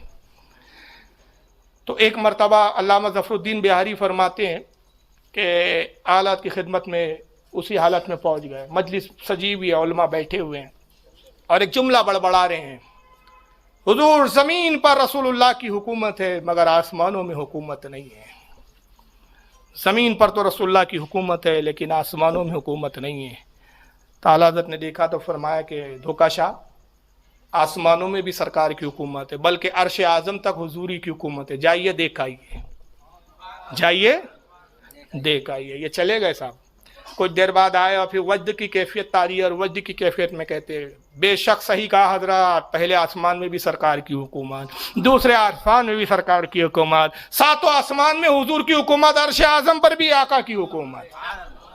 लोगों ने कहा अब चले गए बड़बड़ाते, हुजूर ये क्या बात थी, पहले कह रहे थे जमीन पे हुकूमत है आसमानों में हुकूमत नहीं, अब कहते आसमानों में भी हुकूमत है अर्श आजम पर भी हुकूमत, हुजूर बात क्या है? ताला फरमाते हैं मियाँ आम खाइए गुटलियाँ क्यों गिनते हो? तो उलमा का इसरार बढ़ गया, हुजूर आप बताइए राज क्या है? तो आला हज़रत फिर जब इसरार होता है तो कहते हैं कि अब इसरार है तो फ़कीर अर्ज़ करता है कि रब तबारक व तआला ने अपने नबी के सदक़े में हुजूर की बारगाह से मुझे वो मकाम दिया गया है, वो मनसब दिया गया है कि धोखाशाह वक्त के कुतुब है, मगर विलायत की परवाज़ इतनी नहीं थी कि ये आसमानों तक जाए, इनकी परवाज़ सिर्फ ज़मीन की हद तक थी। फ़कीर की बारगाह में आए और कह रहे थे कि आसमानों में हुकूमत नहीं, तो फ़कीर की बारगाह से कुव्वत परवाज़ अता की गई है, उस कुव्वत से अब आसमानों की सैर करके आ रहे हैं और देख कर आ रहे हैं। तो आला हजरत विलायत के उस दर्जे पर है। मैंने कहा ना कि वक्त का मुजद्दिद वो होता है कि कुतुब अब्दाल अवतार सब उसके मातहत होते हैं। इनकी कुतुबियत की वो परवाज नहीं थी कि अर्श आजम तक हो आए, आसमानों में आए, तो ये विलायत की परवाज कहाँ से अता हो रही है? बारगाह आला हजरत से मिलती है। और फिर जब वो कुव्वत दी जा रही है तो अब चश्मदीद देख कर आ रहे हैं, और जब देख कर आ रहे हैं तो गोया आलत की जबान में कहते हैं वही लामका के मकी हुए, सरे अर्श तख्त नशी हुए, वो नबी है जिनके ये है मका, वो खुदा है जिसका मका नहीं। ये इमाम अहमद रजा की जो है हमाकीरियत, ये बारगाह रिसालत में आपकी मकबूलियत थी। आलत के एक मुरीद थे, नाम था मुंशी लताफत हुसैन, मुरादाबाद के रहने वाले थे। मुरादाबाद में एक बड़ा पक्का गैर मुकल्लिद इनका पड़ोसी था, मौलवी था, पक्का गैर मुकल्लिद। वो आला हजरत की बुराई करता था हमेशा, और यहाँ तक कि आला हजरत को गालियाँ बकता था। तो एक दिन ये मुंशी लताफत साहब से उलझ गया, तो उन्होंने कहा देखो आपने आला हजरत को अब तक देखा नहीं है, इसलिए तुम आला हजरत से बज़्ज़न और गालियाँ बकते हो। मेरा मशवरा है कि मेरे साथ बरेली चलो, एक बार आला हजरत से मिल लो, सारी शिकायतें दूर हो जाएंगी, किराया भी मेरे ज़िम्मे, मैं किराया देने के लिए तैयार हूँ। वो गैर मुकल्लिद मौलवी कहते हैं, कह रहे जाओ मियाँ बहुत देखे तुम्हारे अहमद रज़ा जैसे। बहरहाल फिर उसने नऊज़ बिल्लाह फिर कुछ लान तान किया, गालियाँ बकी, वहाँ से चला गया। रात में जब सोता है तो ख्वाब दिखता है उसको। ख्वाब ये दिखता है कि कश्ती में एक कश्ती है जो लोगों को इस किनारे से उस किनारे ले जा रही है, और इसे भी दूसरे किनारे जाना है। तो कश्ती चलाने वाले मल्ला से कहता है कि भाई मुझे भी कश्ती में सवार कर लो। वो कहता नहीं मैं तुझे सवार नहीं कर सकता, इसलिए कि तू नापाक आदमी है, और ये कश्ती में नापाकों को बिठाने की इजाज़त नहीं है, इसमें सिर्फ पाक लोग बैठते हैं, पाक लोगों की इस किनारे से उस किनारे ले जाया जाता है, तू नापाक है। ये बहरहाल बेदार हुए, और बेदार होने के बाद बड़े घबराए कि भाई ये ऐसा ख्वाब क्यों दिखा मुझे। फिर अपने आप पे सोच रहे भाई तो पक्का मुआइद हूँ, तौहीद का मानने वाला हूँ, अहले हदीस हूँ, नाम निहाद अहले हदीस, हदीसों पे चलता हूँ, अमल करता हूँ, और ख्वाब में मुझे नापाक कहा जा रहा है। चलिए भाई ये ख्वाब ऐसी होगा, शैतान की तरफ से ख्वाब को झटक दिया। चंद रोज़ के बाद फिर एक दूसरा ख्वाब दिखता है, और ख्वाब ये दिखता है कि एक शानदार महल है, बड़ा खूबसूरत महल है, लोगों का अज़दाम भीड़ लगी हुई है, लोग उस महल में दाखिल हो रहे हैं, महल पर दो पहरेदार खड़े हुए हैं। ये करीब पहुंचा, देखा तो महल के ऊपर लिखा हुआ है कसरे मोहम्मद रसूलुल्लाह सल्लल्लाहु अलैहि वसल्लम, ये हुजूर सल्लल्लाहु अलैहि वसल्लम का महल है। उसने कहा भाई क्या ये रसूलुल्लाह का महल है? पहरेदारों ने कहा हाँ ये रसूलुल्लाह का महल है, ये पूरा शहर जो तू देख रहा है ये सरकार का शहर है, और ये शहर का ये महल है जिसमें सरकार तशरीफ़ फरमा है। कहा मैं भी रसूलुल्लाह का उम्मती हूँ, हुजूर का गुलाम हूँ, मुझे भी अंदर जाने दो। कहा ठहरो, जब तक इजाज़त ना मिल जाए तब तक इस महल में जाने की इजाज़त नहीं है, रुको इंतज़ार करो, हम हुजूर से इजाज़त लेकर आते हैं। पहरेदार में से एक पहरेदार अंदर जाता है, थोड़ी देर के बाद वापस आता है और कहता है कि हुजूर फरमाते हैं कि पहले पाक हो जाओ और महल में अंदर आने के लिए चिट्ठी लेकर आओ। जब तक चिट्ठी नहीं लाओगे, जब तक पास सनद नहीं लाओगे, तब तक इस महल में दाखिल नहीं हो सकते। तो कहा कि ये पाक होने का क्या मतलब है? कहा बदअकीदगी से तौबा। और कहा चिट्ठी का क्या मतलब है? चिट्ठी मिलेंगी का? कहा चिट्ठी से मुराद है बैत, और उस वक्त तक ये चिट्ठी नहीं मिलेंगी जब तक मौलाना अहमद रज़ा से माफ़ी ना मांग लो, और आला हज़रत की खिदमत में बरेली जाओ, उनकी बारगाह में माफ़ी मांगो और उनसे मुरीद हो जाओ, उन्हीं से तुमको चिट्ठी मिलेंगी। बहरहाल ये ख्वाब से बेदार हुए, रोना लगा गैर मुकल्लिद। वाकई दो ख्वाब झूठे नहीं हो सकते, आला हज़रत का मकाम वाकई बहुत बुलंद है। इलाहाबाद से निकलता है, बरेली शरीफ हाजिर होता है, आलत की खिदमत में गए, अभी ख्वाब बयान नहीं किया, जाके कहते हुजूर मैं आपको बड़ी गालियाँ बकता था, बड़ी तौहीन करता रहा, सरकार मुझे माफ़ कर दीजिए। आलत ने फरमाया कि हमें तो बहुत लोग गालियाँ बकते हैं, फ़कीर को इस सब की कोई परवाह नहीं, फ़कीर तो चाहता है कि जितने बदअक़ीदा है मुझे गालियाँ बके, जितनी देर मुझे गालियाँ बकते हैं कम से कम उतनी देर तो मेरे रसूलुल्लाह सल्लल्लाहु अलैहि वसल्लम उनसे महफूज हो जाते हैं। फ़कीर की तो ख्वाहिश ही है कि गालियाँ बकने वाले मुझे ही लान तान करे, मुझे गालियाँ बके। बहरहाल वो गैर मुक़ल्लिद मौलवी साहब माफ़ी मांगते हैं, तौबा करते हैं और उसके बाद आला से मुरीद होते हैं। जब मुरीद हुए आला हज़रत ने सजरा बुलवाया, सजरा दिया, बेसाख्ता फरमाते हैं मौलवी साहब ये लीजिए, ये है वो सजरा जो जन्नत में जाने की चिट्ठी है। और उसके बाद फरमाते हैं जनाब वो कश्ती के बारे में नहीं जानना चाहोगे, वो कश्ती फ़कीर की बैत है, अब ये बैत से आप इस किनारे से उस किनारे पे पहुंच गए और ये चिट्ठी से जन्नत में दाखिल हो जाओगे। बस जैसी वो गैर मुक़ल्लिद साहब ने सुना, कदमों में गिर गए, रोने लगे कि हुजूर आपको ख्वाब की कैसे खबर है? अरे भाई वहाँ छुपा क्या है, वली की निगाह से क्या छुपा होता है? निगाह वली में वो तासीर देखी, बदलती हज़ारों की तकदीर देखी। और बारगाह गौसियत में आपकी क्या मकबूलियत थी?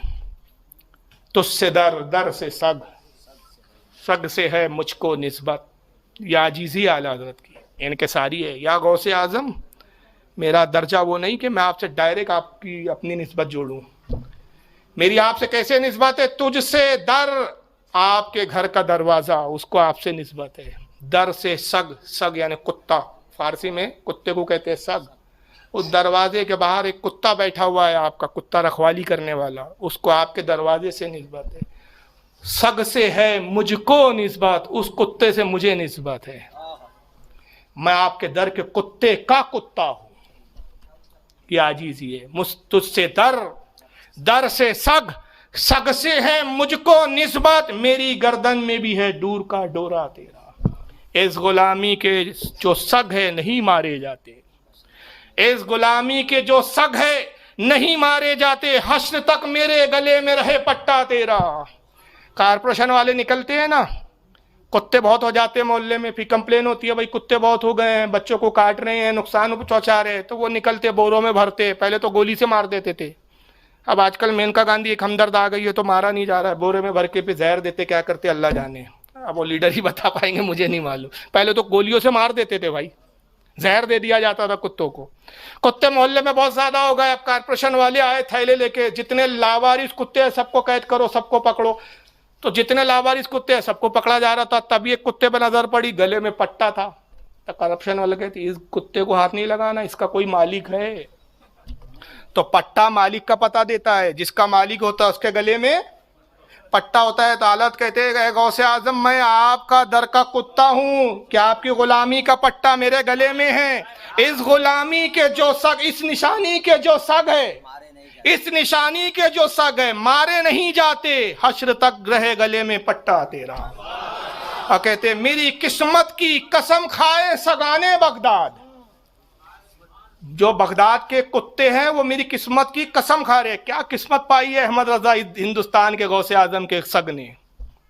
इस कुत्ते ने, जो गौसे आजम का कुत्ता है, हम नहीं कह सकते, आला हजरत अपने आप को कह रहे हैं, हमारे तो आका है आला हजरत, मगर कहते हैं आला हजरत के बगदाद के जो कुत्ते हैं मेरी किस्मत पे रश कर रहे हैं, कसम खा रहे हैं कि क्या कुत्ता है। हम तो गौसे पाक के पास है, गौस पाक की हिफाजत कर रहे हैं, मगर इस कुत्ते का क्या कहना कि मेरी किस्मत की कसम खाएं सगाने बगदाद, हिंद में भी हूं तो देता रहूं पहरा तेरा, कि हिंदुस्तान में भी पहरा दे रहा हूं। कुत्ते का काम क्या होता है कि जैसी कोई कुत्ते के आका पर भोंकता है, आका को नुकसान पहुंचाना चाहता है, तो कुत्ता अपने आका की हिफाजत में सामने पहले आ जाता है। तो कहते हैं मैं वो आपके दर का कुत्ता हूं जो हिंदुस्तान में आपके गद्दारों को, आपकी इज्जत पे पहरा दे रहा हूं और आपके गद्दारों पे भोंक रहा हूं। तो ये गौसे आजम की बारगाह में अदब था। हाँ इस्तकबाल कर लो। तो ये, और इसकी वजह क्या थी? ये एहतराम गौसे आजम का। मुहद्दिस आजम फरमाते हैं कि हर महीने की 11 तारीख को गौसे आजम की न्याज होती थी आला हज़रत के यहाँ। कुछ मिठाई आती, कभी कभी शिरनी आती, जो भी मैसर आता तबर्रुक रखा जाता और उस पर फातिहा होती। मुहद्दिस आजम कहते एक मरतबा 11 तारीख को फातिहा थी। गौसे आजम की शान में मनकबत होती, कुछ वाज़ व नसीहत होती, फिर इसाले सवाब और फातिहा होती।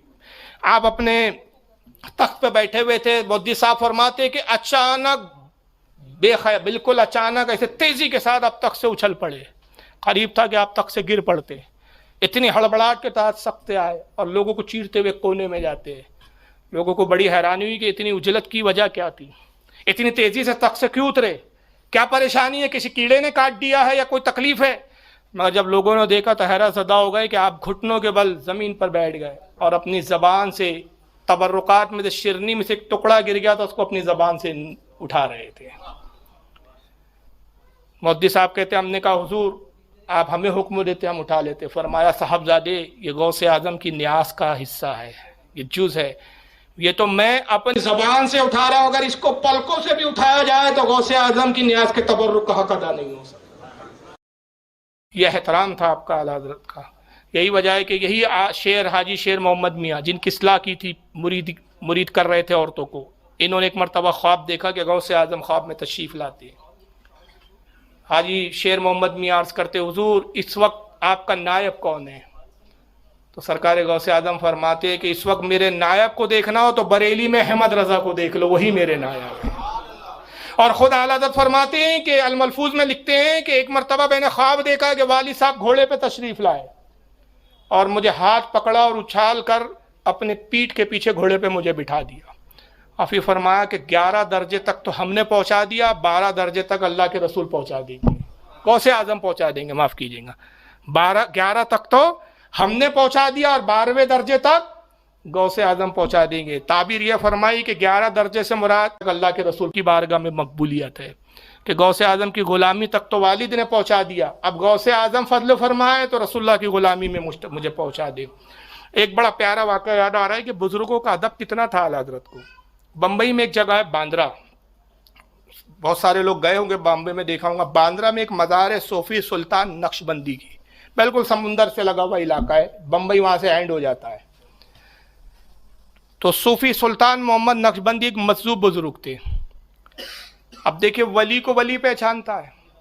اعلیٰ حضرت حج سے لوٹے، علامہ برہان ملت برہان الحق صاحب جو اعلیٰ حضرت کے خلیفہ تھے اور شاگرد بھی تھے، جبل پور کے رہنے والے برہان الملت، وہ بھی اعلیٰ حضرت کے ساتھ حج کے لیے تشریف لے گئے تھے، واپس آئے، بمبئی میں قیام تھا۔ حضور برہان ملت فرماتے کہ ایک دن اچانک فرماتے کہ صاحبزادے ایک بگی کا انتظام کیا جائے، ایک وقت کے ولی کامل سے ملاقات کرنے چلنا ہے۔ تو ہم نے کہا حضور بمبئی میں ایسے کون سے ولی ہے جن سے ملنا ہے؟ کہا کہ مولانا ابھی تک آپ ان سے ملے نہیں، اور فقیر بھی پہلی بار ملنے جا رہا ہے، ایک مجذوب بزرگ ہے، ان سے ملاقات کرنا ہے۔ بگی کا انتظام ہوا، کبھی اعلیٰ اس طرف گئے نہیں تھے۔ اچھا باندرا ابھی خود بمبئی کا اینڈنگ کا حصہ ہے، تو اس وقت تو بمبئی اتنا بڑا نہیں تھا، تو آپ تصور کر سکتے ہیں کہ بالکل آبادی سے دور ویرانے میں ان کا قیام تھا، مطلب آبادی سے دور رہتے تھے وہ، لیکن وہاں لوگوں کا ہجوم رہتا تھا جو ان کو جانتے تھے کہ بھئی وقت کے بزرگ ہے، کسی سے بات نہیں کرتے تھے۔ حضرت سلطان نقشبندی رحمۃ اللہ علیہ مجذوب تھے، عجیب عجیب غریب قسم کے جملے کہتے تھے جو لوگوں کے سمجھ میں نہیں آتے تھے۔ بہرحال اعلیٰ حضرت برہان ملت کے ساتھ بگی میں سوار ہوتے ہیں، اور جب ان کی بارگاہ میں پہنچے، جیسی کچھ دور پہنچے تو وہ بالکل ایسے ہوگا جیسے مجذوب تھے ہی نہیں، سالک ہو گئے وہ، اور وہ بالکل ہوش حواس میں آ کے کہتے ہیں کہ بہت بڑے مولانا آ رہے ہیں، عزت سے بیٹھ جاؤ، ان کی تعظیم کرو۔ تو لوگوں نے حیران ہوگا بھائی کون مولانا ہے، اور حضرت تو کبھی بات ہی نہیں کرتے، اب تو ایسی بات کر رہے کہ جیسے گویا کہ پورے ہوش و حواس میں ہو۔ دیکھتے ہیں کہ اعلیٰ حضرت کی بگی چلی آ رہی ہے، اعلیٰ حضرت اترتے ہیں، یہ دوڑے جا کے گلے لگایا، حضرت کو ملاقات کی، ہاتھ پکڑ کے لایا اور اپنے بازو بٹھا لیا۔ تو اعلیٰ حضرت عرض کرتے ہیں کہ حضور دعا فرمائیے کہ اللہ تعالیٰ فقیر کا خاتمہ ایمان پر کرے۔ تو کہتے ہیں مولانا آپ کا وہ بھی خاتمہ ایمان کا؟ میں تو دیکھ رہا ہوں کہ آپ کی وجہ سے قیامت تک کروڑوں لوگوں کا خاتمہ ایمان پر ہوگا۔ آپ کا مقام فقیر خوب جانتا ہے۔ پھر کہا مولانا آپ نے بڑا کرم کیا، تشریف لائے۔ اب ان کی زبان سے ایک جملے نکلے، مولانا بتائیے کیا لیجیے گا؟ دودھ، چائے، کافی، شربت، سوڈا، کیا لیجیے گا؟ کتنی چیزوں کے نام لیے انہوں نے؟ مولانا کہیے کیا لیں گا؟ دودھ، چائے، کافی، شربت، سوڈا۔ اعلیٰ حضرت کا احترام دے کے کہتے حضور آپ اللہ کے ولی ہے، جتنی چیزیں آپ کی زبان سے نکلے سبھی حاضر کر دی جائے تاکہ کوئی بات جھوٹی نہ ہو جائے۔ वो मुस्कुराए, कहा मौलाना आपका ये अदब पे तो हम फिदा है। इशारा किया, खुदाम लाए, सोडा भी लाया गया, शरबत लाया गया, काफ़ी लाई गई, चाय लाई गई, दूध लाया गया। अब अलग अलग प्यालों में रखा, एक बड़ा जग लाया, आला हज़रत ने सारी चीज़ों को मिला दिया। अब लोग सोच रहे भाई ये मिलकर क्या बन गया होगा। आप तस्वुर कीजिए, दूध भी उसमें, चाय भी उसमें, कॉफ़ी भी उसमें, शरबत भी उसमें। अब वो सोडा आता था उस वक्त, अभी भी मिलता है सोडा, सोडा भी पीते थे, आला शौक रखते थे सोडे का, सोडा भी मिला दिया साहब। अब वो एक अजीब ही टाइप का कुछ बन गया वो। और उसके बाद वो जग में किया, फिर कहते कि हुजूर एक प्याला निकाला और वो बुजुर्ग की तरफ बढ़ाया, तो बुजुर्ग कहते कि मौलाना पहले आप नोश फरमाइए। कहा नहीं हुजूर आप इसको तबर्रुक बना दे। तो बहरहाल बुजुर्ग ने आलत के कहने पे उसको पिया, फिर आलत को दे दिया, आलत ने पिया और कहा बाल्टी है जाए। तो अल्लामा हजरत बुरान हक फरमाते, बुरान मिल्लत रहमतुल्लाह अलैह, कि हम हैरान थे भाई अब ये पिएंगे तो पता नहीं पीने में कैसा लगे।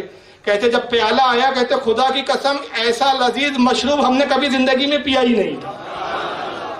कुछ देर फिर आला हज़रत बैठे और वहां से निकले तो बुजुर्ग वसीयत करते हैं कि अब मेरी वसीयत है कि जब मेरा इंतकाल हो जाए मेरे उर्स में यही तमाम चीजें मिलाकर तबर्रुक के तौर पर बांटी। और आज भी उनके बाजार पर वही उनके उर्स के पाक के मौके पे तबर्रुक बढ़ता है। तो अंदाजा लगाइए कि आला हजरत बुजुर्गों को जानते थे और बुजुर्ग आला हजरत के मनसब को जानते थे। आला हजरत की करामत पे अगर हम बात करें, अभी देखिए मैंने आला हजरत की सीरत के हवाले से चंद गोशे आपको बताए हैं, जिसमें आपके बचपने के हालात आपने भी सुने हैं। तक़वा, परहेज़गारी, शरीयत की पासदारी और आपके मामूलात क्या थे, बुजुर्गान दीन का अदब, रसूलुल्लाह से मोहब्बत, ये कितने सारे गोशे आला हज़रत के। और मैं हर गोशे पे थोड़ा मुख्तसर बता रहा हूँ, वरना एक एक गोशे पर एक एक तकरीर भी की जाए तो हक अदा नहीं हो सकता। और जहाँ तक करामात का मामला आला हज़रत की, तो बुजुर्गान दीन से करामत का सुदूर ये हमारे अकायद में शामिल है। और आला हज़रत फ़ाज़िल बरेलवी कसीरुल करामात बुजुर्गों में है। ये अलग बात है कि हम लोग आलिम, बतौर आलिम उनकी हैसियत को ज़्यादा बयान करते हैं और ज़्यादा उसी की तरफ जोर देते हैं, वरना देखा जाए तो उस दौर में बाहैसियत साहिब करामत आला हज़रत का सानी नज़र नहीं आता। इस पर अगर करामत पर गुफ्तगू करो तो एक नहीं भी 2-3 बयान की ज़रूरत पड़ेगी। एक तो अगर आपकी शायरी पर अगर गौर करें ना आप, तो मैं कहता हूँ कि शायरी में भी आला हज़रत ने अपनी करामतों का इज़हार किया है। मैं बतौर मिसाल सिर्फ 2 शेर पेश कर रहा हूँ, वरना हदाए बख्शिश पर अगर गुफ्तगू करे तो कई नाते और कई अशार है जिस पर मैं बेशुमार करामतें बयान कर सकता हूँ। अब एक करामत देखिए आला हज़रत की, आला हज़रत रसूलुल्लाह की तारीफ बयान कर रहे हैं और अपना मकाम विलायत बता रहे हैं। अब आशिकान आला हज़रत होते हैं तो उसमें देखते हैं कि हाँ सना तो रसूलुल्लाह की हो रही है, मदा तो रसूलुल्लाह की हो रही है, मगर इस मदा में आला हज़रत का अपना भी मकाम पोशीदा है। आला हज़रत क्या कहते हैं, अर्श पे ताज़ा छेड़छाड़, अर्श पे ताज़ा छेड़छाड़, फर्श पे तुरफा धूमधाम। अर्श तो समझते हैं, अर्श क्या है, तमाम सातों आसमान से ऊपर जो आखिरी हद है वो अर्श आज़म है। और अर्श आज़म के पाए पे फरिश्ते हालत कहते हैं कि या रसूलल्लाह आपका दर्जा, आपका मकाम क्या है, कि अर्श आज़म के जो फरिश्ते हैं उनमें छेड़छाड़ चल रही है। किसकी छेड़छाड़, आपके जिक्र की छेड़छाड़ चल रही है, आपका जिक्र छेड़ा जा रहा है। और फर्श कहते हैं ज़मीन को, और फर्श पे ज़मीन के चप्पे चप्पे पे मैं निगाह डालता हूँ तो एक अजीब तुरफा धूमधाम है। जिन्नातों में आपकी चर्चा हो रही है, औलिया की जमात में आपकी चर्चा हो रही है, अब्दालों की जमात में आपकी चर्चा हो रही है, ज़मीन के अंबिया इकराम आपका जिक्र कर रहे हैं। पूरी ज़मीन का चप्पा चप्पा कायनात की एक शय आपके जिक्र में मुलव्विस है। फर्श पे ताज़ा, अर्श पे ताज़ा छेड़छाड़, फर्श पे तुरफा धूमधाम, कान जिधर लगाइए तेरी ही दास्तान है। तो ये आला हज़रत अपनी विलायत को कैसे बता रहे हैं कि मेरी विलायत को भी तो देखो, रसूल की तारीफ तो हो रही है। विलायत का दर्जा ये है कि बैठा बरेली पे हूँ मगर निगाह अर्श आज़म पे डालता हूँ तो फरिश्तों की छेड़छाड़ को भी देख लेता हूँ। ज़मीन के चप्पे चप्पा पे निगाह डालता हूँ तो मखलूक की तुरफा धूमधाम को भी देखता हूँ। और कानों की समात का आलम क्या है, कान जिधर लगाइए, मैं जिस तरफ भी अपने कानों को मुतवज्जे करता हूँ आप ही के जिक्र का धूम सुनता हूँ, आपकी ही दास्तानें सुनाई देती है। कान जिधर लगाइए ये तेरी ही दास्तान है। तो शेर के अंदर भी करामत का इज़हार हो रहा है। और एक शेर तो वाकई इतनी बड़ी करामत आप हैरान हो जाएंगे। साइंस से पढ़ने वाले यहाँ बच्चे बैठे होंगे, उनको पता है कि इंसान ने चांद पर सबसे पहली मर्तबा कदम कब रखा था। जानता है पूरे मजमे में कोई बच्चा बता सकता है? سائنس کے اعتبار سے ابھی اس اختلاف میں ہم نہیں جا رہے ہیں کہ بھائی علماء میں سے بعض اس کو مانتے ہیں کہ چاند پہ جانا ممکن ہے، بعض علماء کہتے ہیں ممکن نہیں ہے، علماء کے اختلاف پر ابھی میں بات نہیں کر رہا ہوں۔ دنیا کے اعتبار سے جب دنیا کہتی ہے کہ بھائی انسان چاند پہ گیا، ناسا نے سب سے پہلے چاند پر کچھ سائنسدانوں کو بھیجا، کس سن میں چاند پر گئے تھے آپ کو پتا ہے؟ 1965، تھوڑا قریب آ گئے، اور تھوڑا سا آ جاؤ بس، 60-65 قریب آ گئے، لیکن تھوڑا سا فگر گڑبڑا گیا۔ 69، جس بچے نے بولا نا اس کو انعام دینا چاہیے، یہ بہت گہرے والا مطالعے والا، یہ ایس ایچ او کا بچہ ہے، یہ ایس ایچ او کا بچہ ہے سنی حنفی آرگنائزیشن کا، اور انجینئر ہے، ہمارے آفاق بھائی کا بھائی ہے چھوٹا والا، یہ بھی انجینئر ہے، ہاں دانش ہمارے جناب۔ تو اللہ کا فضل ہے کہ سنی حنفی میں جاہل نہیں، سب پڑھے لکھے نوجوان ہیں، یہ ایک فخر کی بات ہے ہمارے لیے۔ 1969 20 جولائی 1969 کو سب سے پہلے چاند پر انسان نے قدم رکھا، چاند کی مٹی دیکھی، چاند کا معائنہ کیا، ایک عرصے تک چاند پہ رہے، بڑے ریسرچ کی، اور جب واپس آئے تو آپ دیکھ لیجئے، گوگل پہ دیکھ لیجئے، داستانیں دیکھ لیجئے، کتابیں دیکھ لیجئے، تو سائنسداں کہتے ہیں کہ جب ہم چاند پر گئے تو ہم نے چاند پر ایک دور تک، جہاں تک نگاہ جاتی تھی، جہاں تک ہمارا ممکن تھا، ہم گئے دیکھے تو ہم نے دیکھا کہ چاند کے بیچوں بیچ میں ایک درار ہے۔ کیا ہے؟ درار ہے، اور جہاں تک دوربینوں سے دیکھنا ممکن تھا ہم دیکھتے رہے، لیکن وہ درار نہ ختم ہونے والی درار تھی۔ گویا ایسا محسوس ہو رہا تھا کہ چاند 2 حصوں میں کبھی ٹوٹا تھا اور پھر دوبارہ جوڑ دیا گیا ہے۔ یہ سائنسدانوں نے آنکھوں سے دیکھا کہ چاند میں درار ہے، اور کب کہا انہوں نے؟ 1969 میں۔ آلت کا وصال کب ہوا؟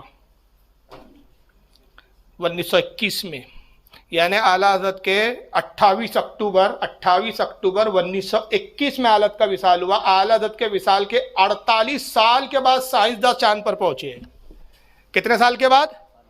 48، 50 پکڑ لیجئے، یعنی نصف صدی، آدھی صدی گزرنے کے بعد انسان چاند پہ پہنچا، اور انسان کے چاند پر پہنچنے سے نصف صدی پہلے، آدھی صدی پہلے، اعلیٰ حضرت بریلی کی زمین پر کیا کہتے ہیں؟ برق انگشت نبی چمکی تھی اس پر ایک بار، برق انگشت نبی چمکی تھی اس پر ایک بار، آج تک ہے سینہ مہ میں نشان سوختہ۔ 50 سال پہلے امام بریلی کے چٹائی پہ بیٹھ کر چاند کی درار کو دیکھ رہا ہے۔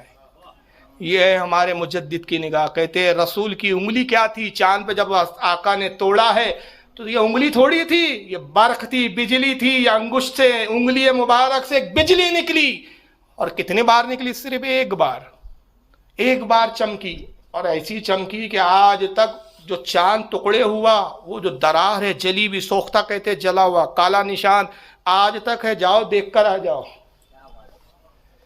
تو اعلیٰ حضرت چاند پر گئے نہیں ہیں، مگر 50 سال 48 سال پہلے، ایگزیکٹ 48 کا فگر ہے، لیکن میں 2 ملا کر اس کو راؤنڈ فگر ہے 50 بول رہا ہوں۔ 50 سال پہلے ہمارا امام زمین پر بیٹھ کر چاند کی درار کو دیکھ رہا۔ میں کہتا ہوں یہ کوئی بڑی بات نہیں ہے، خود ہی الملفوظ حالات کس میں لکھتے ہیں، وہ ولی ہی نہیں جو ناخن میں 18,000 عالم کو نہ دیکھ لے۔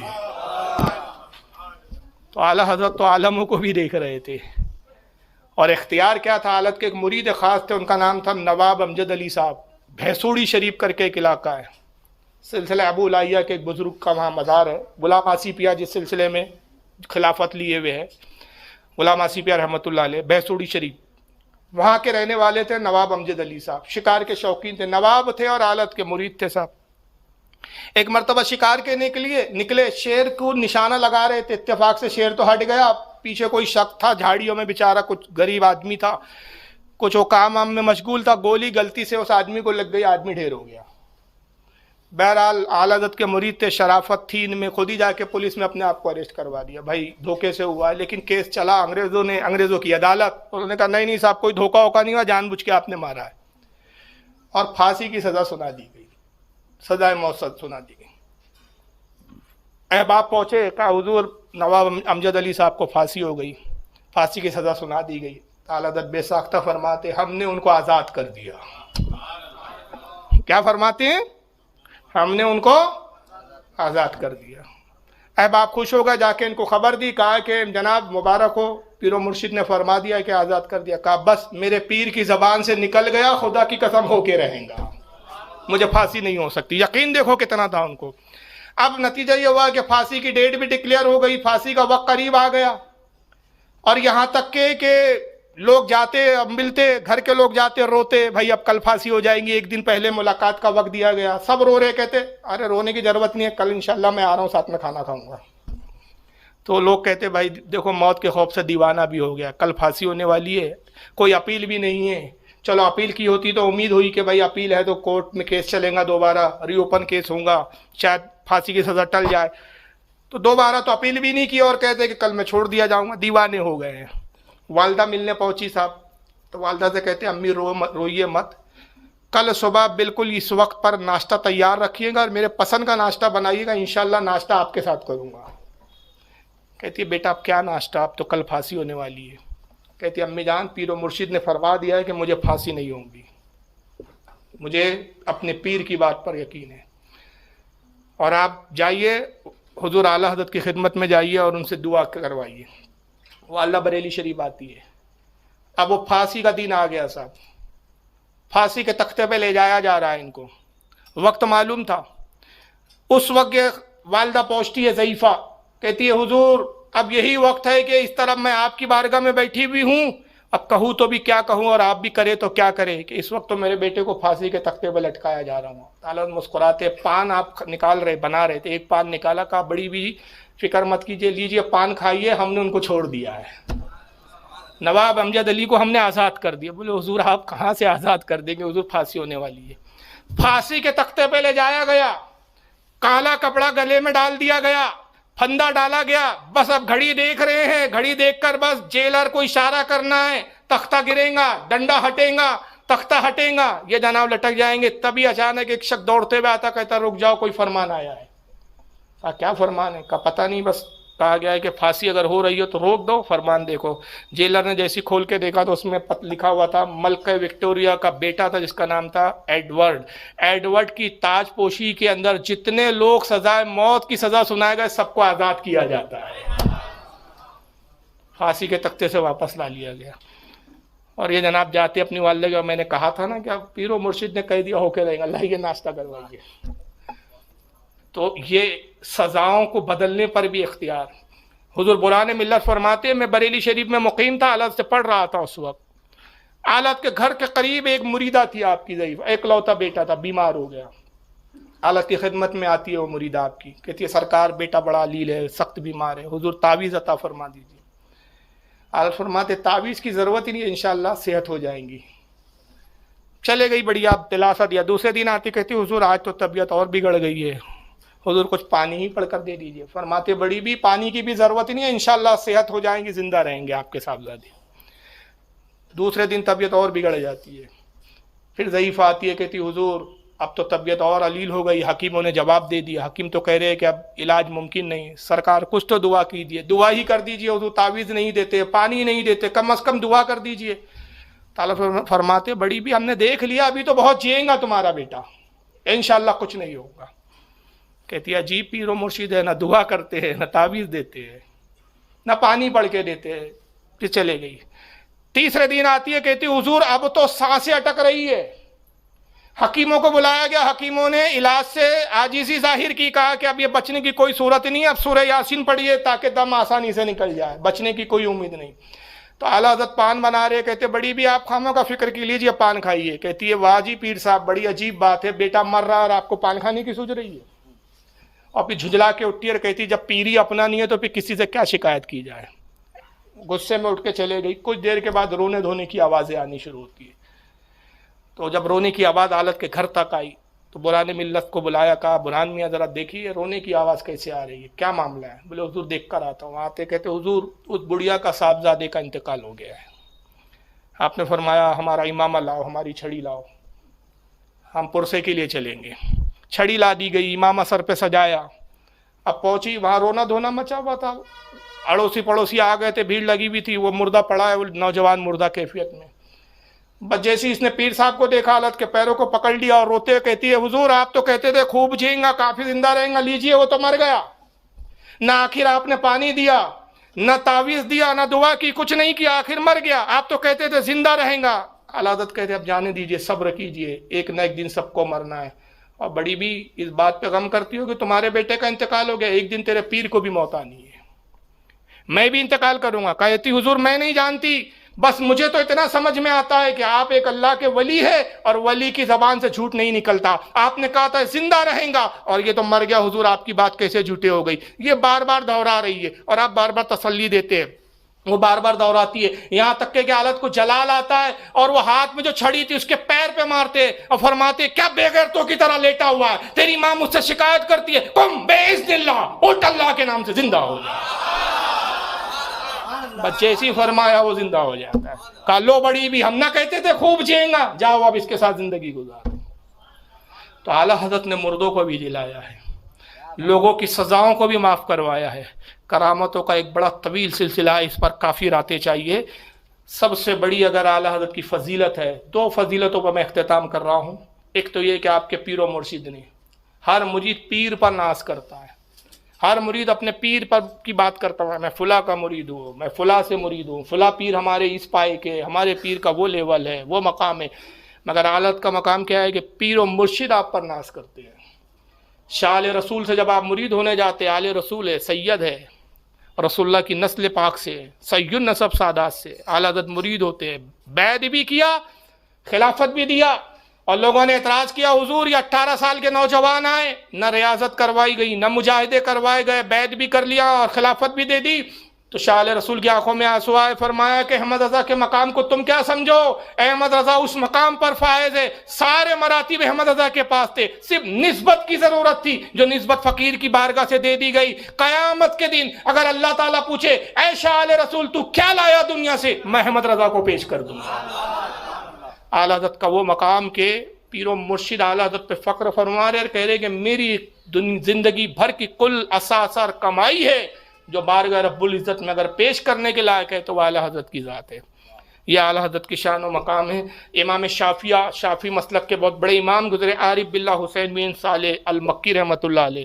ان کا مقام ہوتا ہے کہ بادشاہ وقت کے بازو ان کے لیے تک کرسی لگائی جاتی تھی. جب یہ شریف مکہ سے ملنے جاتے تھے, ترکی حکومت کا بادشاہ تھے شریف مکہ, محمد علی پاشا شریف مکہ کہا جاتا تھا. اتنا احترام کرتا تھا حضرت ابی صالح مکی رحمۃ اللہ علیہ کا, حسین بن صالح المکی رحمۃ اللہ علیہ کا, کہ اپنے تخت کے بازو ان کے لیے کرسی لگاتا تھا وہ. اور اعلیٰ حضرت کو اتنا چاہتے تھے کہ جب اعلیٰ حضرت حج کے لیے تشریف لے گئے تو اعلیٰ حضرت کی انہوں نے کتابیں پڑھی تھی, اعلیٰ حضرت سے کبھی ملاقات نہیں ہوئی تھی, اور عمر میں اعلیٰ حضرت سے ظاہراً عمر میں بڑے تھے.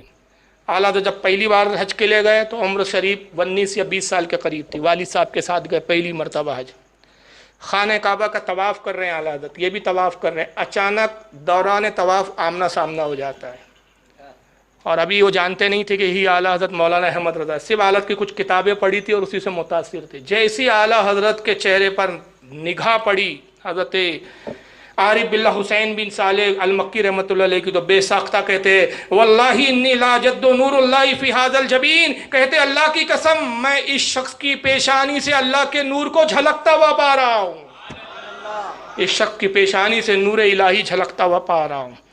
اور اس کے بعد پوچھا صاحبزادے کون ہو, تو آپ نے کہا احمد رضا, ہندی کا رہنے والا احمد رضا. بچے ہی سنا اعلیٰ حضرت کے قدم چومنے کے لیے جھکے, تو اعلیٰ حضرت پیچھے ہٹے. کہا حضور آپ ضعیف العمر ہیں, آپ کون؟ کہا فقیر صالح کمال مکی. کہا حضور مکہ کے اتنے بڑے جید عالم. کہا احمد رضا علم کے مقابلے میں تم ہمارے بزرگ ہو, ہم عمر میں تم سے بڑے, واللہ علم کے معاملے میں آپ ہمارے بزرگ ہو, کہاں ٹھہرے ہوئے ہو؟ پھر اعلیٰ حضرت کو بہت اصرار کر کے اپنے گھر پر لے کر آتے ہیں. تو مکہ کے بھی بڑے بڑے عالموں نے آپ کی عزت و احترام کیا, یہاں تک کہ شیخ محمد مختار بن عطارد الجاوی المکی رحمۃ اللہ علیہ, یہ بھی مکہ کے بہت بڑے عالم تھے. انہوں نے اعلیٰ حضرت کی تعریف میں جو جملے کہیں اس کے بارے میں صرف ایک جملہ کہتا ہوں کہ جتنی تعریف اعلیٰ حضرت کی آج تک لوگوں نے کی اور جتنی قیامت تک اعلیٰ حضرت کی تعریفیں لوگ کریں گے, ساری تعریفوں کو ایک پلے میں رکھ دیا جائے. اور حضرت محمد مختار الجاوی کی, مختار بن عطارد الجاوی مکی کی تعریف جو اعلیٰ حضرت کے بارے میں انہوں نے کی, ایک پلے میں رکھ دیا جائے. تمام تعریفوں پہ ان کی تعریف کا پلہ بھاری ہے. اور وہ تعریف کرتے ہوئے کیا کہتے ہیں، اعلیٰ حضرت سے جب ملاقات ہوئی، کتابیں پڑھی اعلیٰ حضرت کی کچھ صحبتوں میں بیٹھے، اعلیٰ حضرت کے علم کو دیکھا، اعلیٰ حضرت کے فیضان کو دیکھا، تو کہتے ہیں فَقَنَّهُ مِن مُعْجِزَاتِ النَّبِيِّ صلی اللہ علیہ وسلم، احمد رضا کی ذات وہ ہے کہ رسول اللہ کے معجزوں میں سے ایک معجزے کا نام ہے احمد رضا۔ رسول اللہ کے معجزوں میں سے ایک معجزے کا نام، اور معجزہ ہوتا ہی وہ ہے جس کا کوئی جواب لا نہ سکے۔ اعلیٰ حضرت کو رسول اللہ کے معجزوں میں سے ایک معجزہ قرار دیا۔ یہ وہ تعریف کے موتی اور الفاظ ہے کہ ساری تعریفیں اس کے سامنے ہلکی اور پھیکی ہے۔ اور تعریف کرتے ایک جگہ کہتے ہیں وَإِنِّي سَيَّدِي مولانا احمد رضا خان من سلطان العلماء المحققین فی هذه الزمان، کہتے ہیں کہ بے شک ہمارے سردار، ہمارے آقا مولانا احمد رضا خان اس زمانے کے محققین کے بادشاہ ہے، سلطان ہے۔ محققین کے کون ہیں؟ بادشاہ سلطان ہے۔ وَإِنَّ كَلَامَهُ كُلِّ حَقٌّ صَرَاحٌ، کہتے ہیں کہ ان کی تمام باتیں سچی ہے، یہاں تک کہ حضرت شیخ ابو الحسن نوری رحمۃ اللہ علیہ، جو حضور مفتی اعظم کے پیر و مرشد ہے، شاہ رسول کے صاحبزادے ہیں، جب کوئی مسئلہ ان کو پیشیدہ آ جاتا، خود عالم دین تھے، ایک زمانے میں اعلیٰ حضرت کے استاد رہے، علم چفر حضرت کو پڑھایا، مگر اعلیٰ حضرت کا علم و عرفان میں وہ مقام بڑھ گیا، وہ حاصل کیا اللہ کے رسول سے بارگاہ سے، کہ ابو الحسن نوری رحمۃ اللہ علیہ مسائل ان سے پوچھا کرتے تھے، اور جب کوئی سوال کرتے حیات اعلیٰ حضرت میں ملک العلماء علامہ ظفر الدین بہاری فرماتے ہیں جلد 2 صفحہ 557 پر، یہ سوال کرتے حضور یہ مسئلہ پیش آیا، اور کیا کہتے ہیں کہ مسئلے کا صرف حکم لکھ دیجئے، دلیل کی ضرورت نہیں۔ کیا مطلب؟ آپ کا لکھ دینا ہی حجت و دلیل ہے، اس کی حاجت ہی نہیں کہ یہ مسئلہ کس کتاب میں ہے، اس کی کیا دلیل ہے، اس کے بارے میں کیا حدیث ہے، کیا اماموں کے اقوال ہے، اس کی ہمیں حاجت نہیں، بس آپ اتنا ہی لکھ دیے کہ یہ چیز جائز ہے، ناجائز ہے، مکروہ ہے، مباح ہے، اتنا ہی لکھ دیے، یہی فقیر کے لیے کافی ہے، آپ کا قول ہی ہمارے لیے عزت ہے۔ اور اکثر آپ فرماتے رہے کہ جس مسئلے میں اعلیٰ حضرت مولانا احمد رضا اور علامہ عبد القادر بدایونی کا اتفاق ہو جائے وہ مسئلہ محقق ہے، محقق یعنی اب اس میں اختلاف کی کوئی گنجائش ہی نہیں ہے، تحقیق شدہ، یہ دونوں جس مسئلے پہ اتفاق کر لے، حضرت مولانا عبد القادر بدایونی، اعلیٰ حضرت ان کی بھی بڑی تعریف کی ہے، یہ اور اعلیٰ حضرت جب ایک مسئلے پہ متفق ہو جائے تو دنیا ایک طرف اور ان کا قول ایک طرف، یہی حجت ہے۔ اور یہی ابو الحسن نوری رحمۃ اللہ علیہ یہ فرمایا کرتے تھے، ایک بار نہیں بارہا اپنی مجلس میں فرماتے تھے کہ لوگوں فی زمانہ دینداری کی علامت یہ ہے کہ جو اعلیٰ حضرت سے محبت رکھے اسے دیندار جانو۔ دینداری کی علامت کیا ہے؟ جو اعلیٰ حضرت سے محبت رکھے اس کو دیندار جانو، اور جسے دیکھو کہ اسے اعلیٰ حضرت سے بغض ہے تو اسے بد مذہب سمجھو۔ تو یہ آج جو مسلک اعلیٰ حضرت ہم بولتے ہیں یہ ہماری اپنی ایجاد نہیں ہے، ہماری اپنی سوچ نہیں ہے، یہ ہمارے بزرگوں کے قول ہے، یہ بزرگوں ان کے فرامین ہیں۔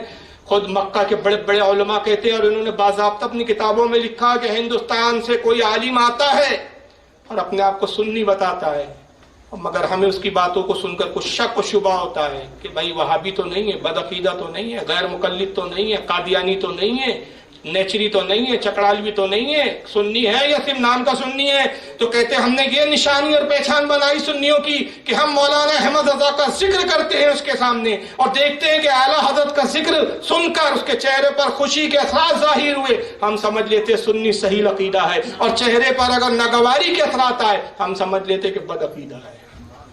تو اعلیٰ حضرت کا ذکر، اعلیٰ حضرت کا نام اس زمانے میں سنیت کی پہچان ہے، سمبول ہے۔ اسی کو ایک جملے میں ہم ایک جملے میں مختصر کر کے، یا مکفف جو ہے پورے عقائد کا مکفف ایک جملے میں سمیٹ کے کہتے ہیں مسلک اعلیٰ حضرت۔ اس لیے آج یہ پہچان ہے کہ بھائی آپ شافعی ہو، مالکی ہو، حنبلی ہو، حنفی ہو، کسی بھی مسلک سے تعلق رکھتے ہو، کسی بھی پیر سے مرید ہو، چشتی ہو، نقشبندی ہو، سہروردی ہو، کوئی بھی سلسلے سے آپ وابستہ ہو، لیکن جہاں تک عقائد کی بات ہے تو عقیدہ اہل سنت کا وہی ہے جس کو آج اس زمانے میں مسلک اعلیٰ حضرت تعبیر کیا جاتا ہے۔ تو جس کو دیکھو کہ مسلک اعلیٰ حضرت پر پابند ہے ہمارا اپنا سنی ہے، اور جو کہے کہ یہ مسلک کہاں سے لے آئے آپ، تو سمجھ لو کہ ابھی مسلک نہیں مان رہا، تو یہ عقیدے سے پھر اسلام کے اور اہل سنت کے واقف نہیں، تو اس کی سنیت بھی مشکوک ہے، ہمارے نزدیک اس کی سنیت بھی مسلم نہیں ہے، اس لیے کہ بزرگوں کا اجماع ہے اور اتفاق ہے کہ اس زمانے میں مسلک اعلیٰ حضرت اہل سنت کی ایڈنٹی، نشانی اور پہچان ہے۔ اللہ تعالیٰ سے دعا ہے کہ مالک کائنات آج کی اس بزم کو قبول فرمائے، اور جو کچھ بھی بیان ہوا اس کو اپنی بارگاہ میں قبول فرمائے۔